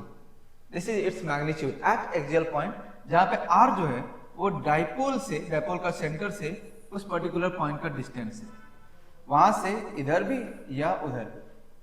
पता एक्सियल पॉइंट हमारा समझ में आ गया, ठीक है। तो जिधर डायपोल मोमेंट उधर ही इलेक्ट्रिक फील्ड। अब हम लोग बात कर रहे हैं डायपोल के इक्वेटोरियल पॉइंट में। तो ये डायपोल हो गया P, अगर मान लेते हैं हम लोग जो है इसके परपेंडिकुलर वाले पॉइंट पर मूव करें, तो इस वाले लाइन को कहते हैं हम लोग इक्वेटोरियल लाइन। तो इक्वेटोरियल लाइन पर अगर हम लोगों को इस पॉइंट पर मान लो कि इलेक्ट्रिक फील्ड चाहिए, तो ये इलेक्ट्रिक फील्ड डायपोल मोमेंट के ऑपोजिट में होता है, एंटी पैरेलल। तो ये हो गया E, ठीक है। यहां पर भी ये इधर ही रहेगा E, ठीक है।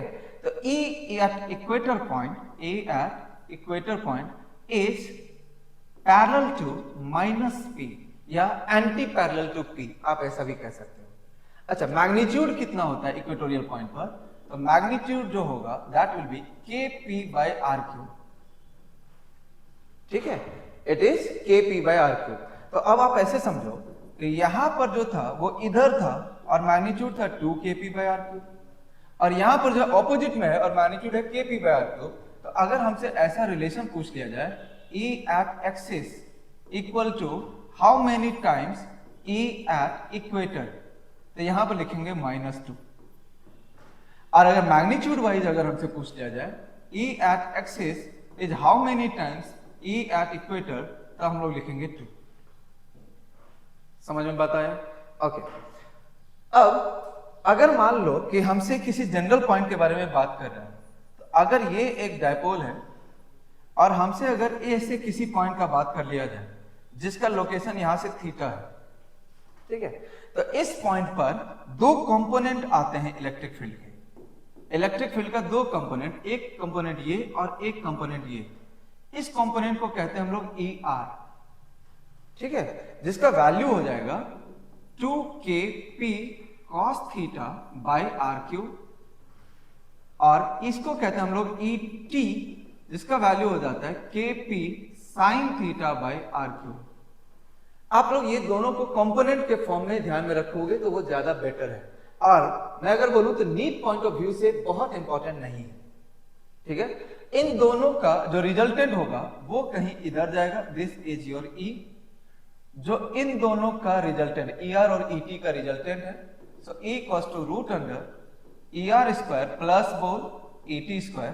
तो ये जो बन जाएगा अगर पूरा पूरा सॉल्व करें तो Kp/r³ into 3 cos square theta plus 1 पे पावर 1/2, कुछ इस तरह का E बनेगा। आप इसको डायरेक्टली ध्यान में रख सकते हैं if you are able to memorize it, else you can skip also, ठीक है। यहां पर एक क्वेश्चन और भी बनता है, और भी एक क्वेश्चन मैं समझाता हूं।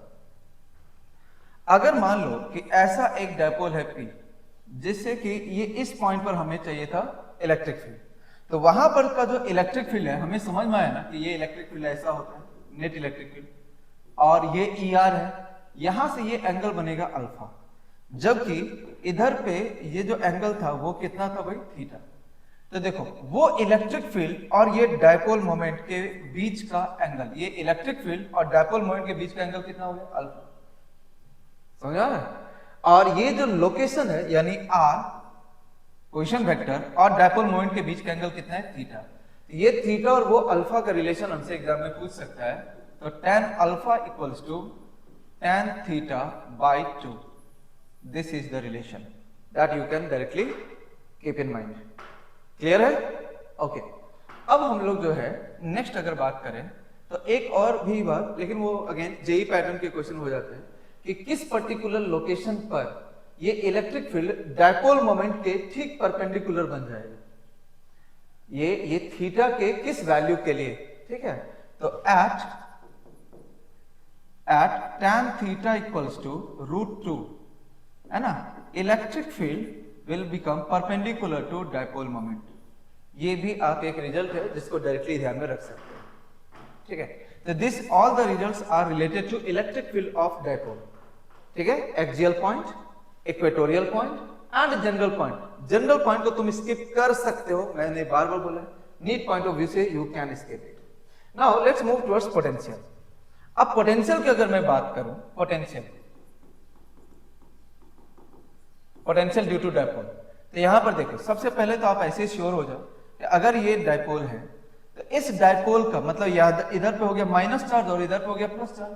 तो ये जो इक्वेटोरियल वाला लाइन है इसके हर एक पॉइंट पर पोटेंशियल कितना रहेगा? 0, ठीक है। अगर हम लोग इधर वाले पे बात करें तो ये वाले पॉइंट्स जो है वो पॉजिटिव चार्ज के पास में पड़ेगा, तो यहाँ पे पोटेंशियल होगा पॉजिटिव। और इधर वाले पॉइंट्स का अगर बात करें तो ये निगेटिव चार्ज के पास पड़ेगा, तो यहाँ पर पोटेंशियल होगा निगेटिव। बताओ ये सारी बातें क्लियर हो गई। अब बात करते हैं यहाँ पे मैग्नीट्यूड का। यहाँ पर आता है k p by r square, यहाँ मैग्नीट्यूड जैसा वर्ड यूज ही नहीं होना चाहिए, सॉरी। तो v equal to k p by r square, और यहां पर जो v होगा this will be minus k p by r square, जो नेगेटिव चार्ज के तरफ का है। समझ में बात आ गया? At equatorial point, sorry at equatorial point and at axial point, all things are clear. Okay, अब अगर मैं बात कर रहा हूं तुमसे जनरल पॉइंट के बारे में, तो जनरल पॉइंट के लिए अगर मैं बात करूं तो इस एक पॉइंट पर जो कि यहां से थीटा एंगल पर है, तो इस पॉइंट पर पोटेंशियल का वैल्यू कितना हो जाता है भाई? K p cos theta by r square, where this distance is r. ठीक है, हो गया, इतना ही है। समझ बात आया? तो ये था पोटेंशियल ड्यू टू डायपोल, और पहले था electric field due to dipole.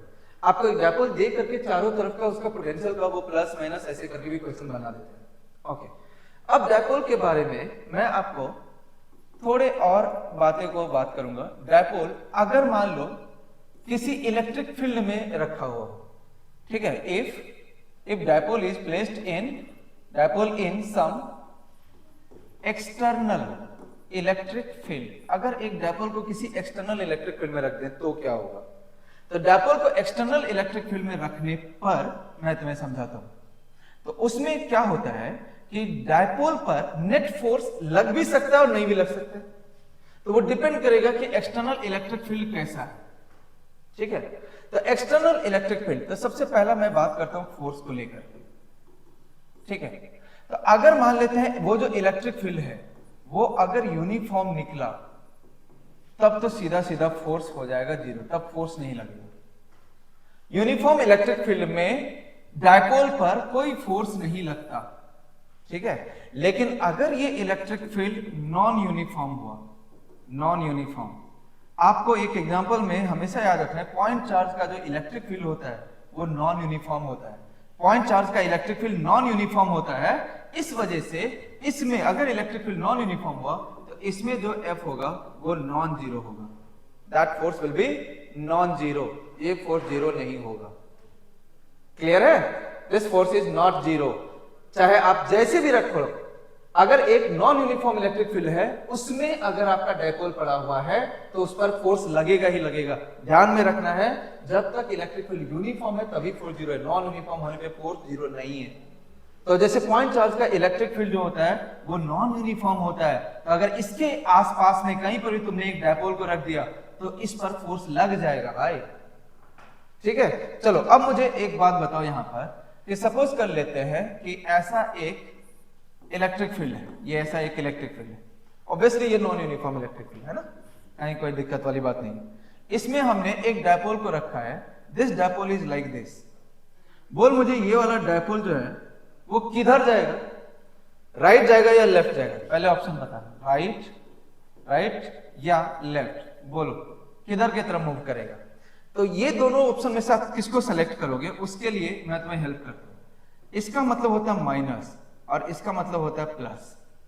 ये माइनस पर या प्लस पर तुम्हें सोचना है फोर्स किधर लगेगा, तो फोर्स तुम्हें मेनली कहां देखना है, जहां इलेक्ट्रिक फील्ड स्ट्रांग है। तो मुझे पता जहां माइनस है वहां इलेक्ट्रिक फील्ड स्ट्रांग है, जहां प्लस है वहां इलेक्ट्रिक फील्ड ज्यादा स्ट्रांग है, तो मुझे बता सकता है क्योंकि इलेक्ट्रिक फील्ड नॉन यूनिफॉर्म है।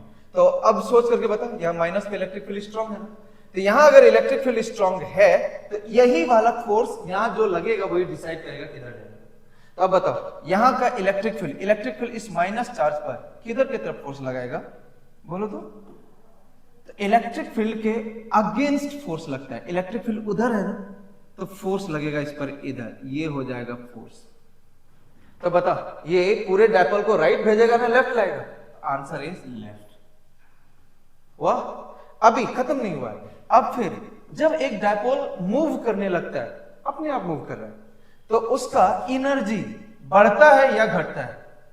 तो ये जो मूवमेंट होता है, ये मूव जो है वो टुवर्ड्स हायर पोटेंशियल एनर्जी या टुवर्ड्स लोअर पोटेंशियल एनर्जी, बोलो किधर की तरफ मूव करता है, इन दोनों में से किसको लोगे? तो always anything will move by its own towards lower potential energy. तो राइट करेगा या लेफ्ट करेगा वो डिसाइड करना है, और टुवर्ड्स हायर करेगा या लोअर करेगा वो भी डिसाइड करना है। तो ऐसे करके हम लोग मूवमेंट देखते हैं। फोर्स क्लियर हो गया?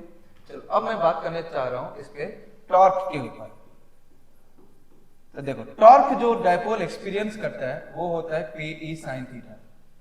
तो टॉर्क जीरो हो सकता है किसी भी इलेक्ट्रिक फील्ड में, चाहे वो इलेक्ट्रिक फील्ड यूनिफॉर्म हो या नॉन यूनिफॉर्म हो, फर्क नहीं पड़ता है, ये जीरो हो सकता है दोनों ही टाइप के फील्ड में। It may be zero. तो कब तो टॉर्क के जीरो होने के लिए थीटा को या तो जीरो होना पड़ेगा या तो 180 होना पड़ेगा। यानी डायपोल को यानी P को अगर तुमने इलेक्ट्रिक फील्ड के पैरेलल या एंटी पैरेलल रखा तो टॉर्क जीरो हो जाएगा। हाँ, अगर उस किसी और एंगल पे रखा तो टॉर्क लगेगा, फिर वो कैसा भी फील्ड हो। सिंपल है, बात समझ में आ गया? ओके। अब मैं अगर बात करना चाह रहा हूं डायपोल का इंटरएक्टिव पोटेंशियल एनर्जी को लेकर के, डायपोल के इंटरएक्टिव पोटेंशियल एनर्जी को लेकर के, तो वो अब कितना बनेगा? तो डायपोल का पोटेंशियल एनर्जी बनता है -Pe cos थीटा। अब इसको लेकर के तुम्हें ये सोचना है डायपोल में कि दो पोजीशन होता है जिसमें एक पोजीशन में ये जो यूनिफॉर्म इलेक्ट्रिक फील्ड है इधर ही जिधर है उधर ही डायपोल प्लेस्ड है, और दूसरा पोजीशन तुम्हें सोचना है कि ये यूनिफॉर्म इलेक्ट्रिक फील्ड है लेकिन इसमें ऑपोजिट में ये डायपोल प्लेस्ड है। अब देखो इस पोजीशन के लिए अगर बात करें तो थीटा 0 डिग्री, तो यानी यहां पर हमारा जो u बनेगा, u इक्वल्स टू बन गया -Pe, और यहां जो u बनेगा ये 180 के कारण से हो जाएगा +Pe। ये u मिनिमम है और ये u मैक्सिमम है। ये दोनों ही पोजीशन को हम लोग कहते हैं इक्विलिब्रियम पोजीशन, लेकिन इस पोजीशन को हम लोग नाम देंगे स्टेबल इक्विलिब्रियम, और इस पोजीशन को नाम देंगे हम लोग अनस्टेबल इक्विलिब्रियम। अनस्टेबल इक्विलिब्रियम, बात समझ में? तो इसमें पोटेंशियल एनर्जी का देखो रेशियो अगर तो हमसे पूछ लिया जाए तो क्या बता पाएंगे या नहीं? -1। समझ बात है? तो डायपोल अगर किसी भी एक्सटर्नल फील्ड में रखा रहे तो इस तरह से जितनी भी चीजें हो सकती है वो सब हमने आपको बताया। एक और वर्क डन भी पूछता है, तो वर्क डन के लिए कुछ बहुत ज्यादा बड़ा बात नहीं है। ऑलवेज ही work done by external agent is final potential energy minus initial del U final minus U initial. ठीक है। सो आज हम लोगों ने यहां तक में जो खत्म किया है वो है क्या? Dipole. Let's go through all this. First dipole में इट इज द कॉम्बिनेशन है भाई प्लस माइनस, ये देखो इसका, फिर इधर पे ये इसका सेपरेशन, ये देखो ये नॉर्मल सब क्वेश्चन है, इसको पॉज करके करना क्योंकि यहाँ पे देखो -q +q, ये स्मॉल डायपोल नहीं है, डिस्टेंस है। यहाँ पर फील्ड पूछा, पोटेंशियल पूछा, ठीक है। चलिए ऐसे ये भी इस पॉइंट पर पूछ लिया, सॉरी। चलिए ये जैसे फाइंड आउट इलेक्ट्रिक पोटेंशियल पूछा है, पॉज करके तुम्हें करना पड़ेगा। डायपोल मोमेंट कैसे निकालते हैं? Q × D। अगर मान लो कि एक से ज्यादा चार्जेज है तो कैसे हम लोग करते हैं, वो जो मैंने सीखा है Q1 R1 Q2 R2 Q3 R3 ऐसे, ठीक है। ये सब ये क्वेश्चंस हैं, इस पर करो डायपोल मोमेंट के ऊपर में। इसका इलेक्ट्रिक फील्ड उसके स्मॉल डायपोल की वजह से कैसा होता है, देखो यहाँ पर ये इक्वेटोरियल पॉइंट, ये एक्सियल पॉइंट, फॉर्मूला से मैच करते चले जाना, ठीक है। जनरल पॉइंट का हो गया ये, इसका थीटा और अल्फा, ये देखो थीटा वो है अल्फा, ठीक है। फिर angular position when electric field becomes vertical, वो थीटा। फिर पोटेंशियल सिखाया, फिर interaction of potential with electric field सिखाया। ये सारे पॉइंट्स हमारे क्लियर हो गए, ठीक है। Work done in rotating a dipole, final potential energy minus initial potential energy, तो P cos theta 1 minus cos theta 2। ये देखो इक्विलिब्रियम पोजीशन 2 होते हैं, ठीक है। बाइंडिंग एनर्जी ऑफ डायपोल जो है वो नेगेटिव सेल्फ एनर्जी को ही कहते हैं। तो नेगेटिव सेल्फ एनर्जी मतलब ये दोनों का जो एनर्जी -kq²/d, उसका ऑपोजिट यानी kq²/d को। ओके, मैं यहाँ पर कंडक्टर को अब डिस्कस नहीं करने जा रहा हूँ, ठीक है। आज हम लोग यहीं पर इस वीडियो को स्टॉप करते हैं।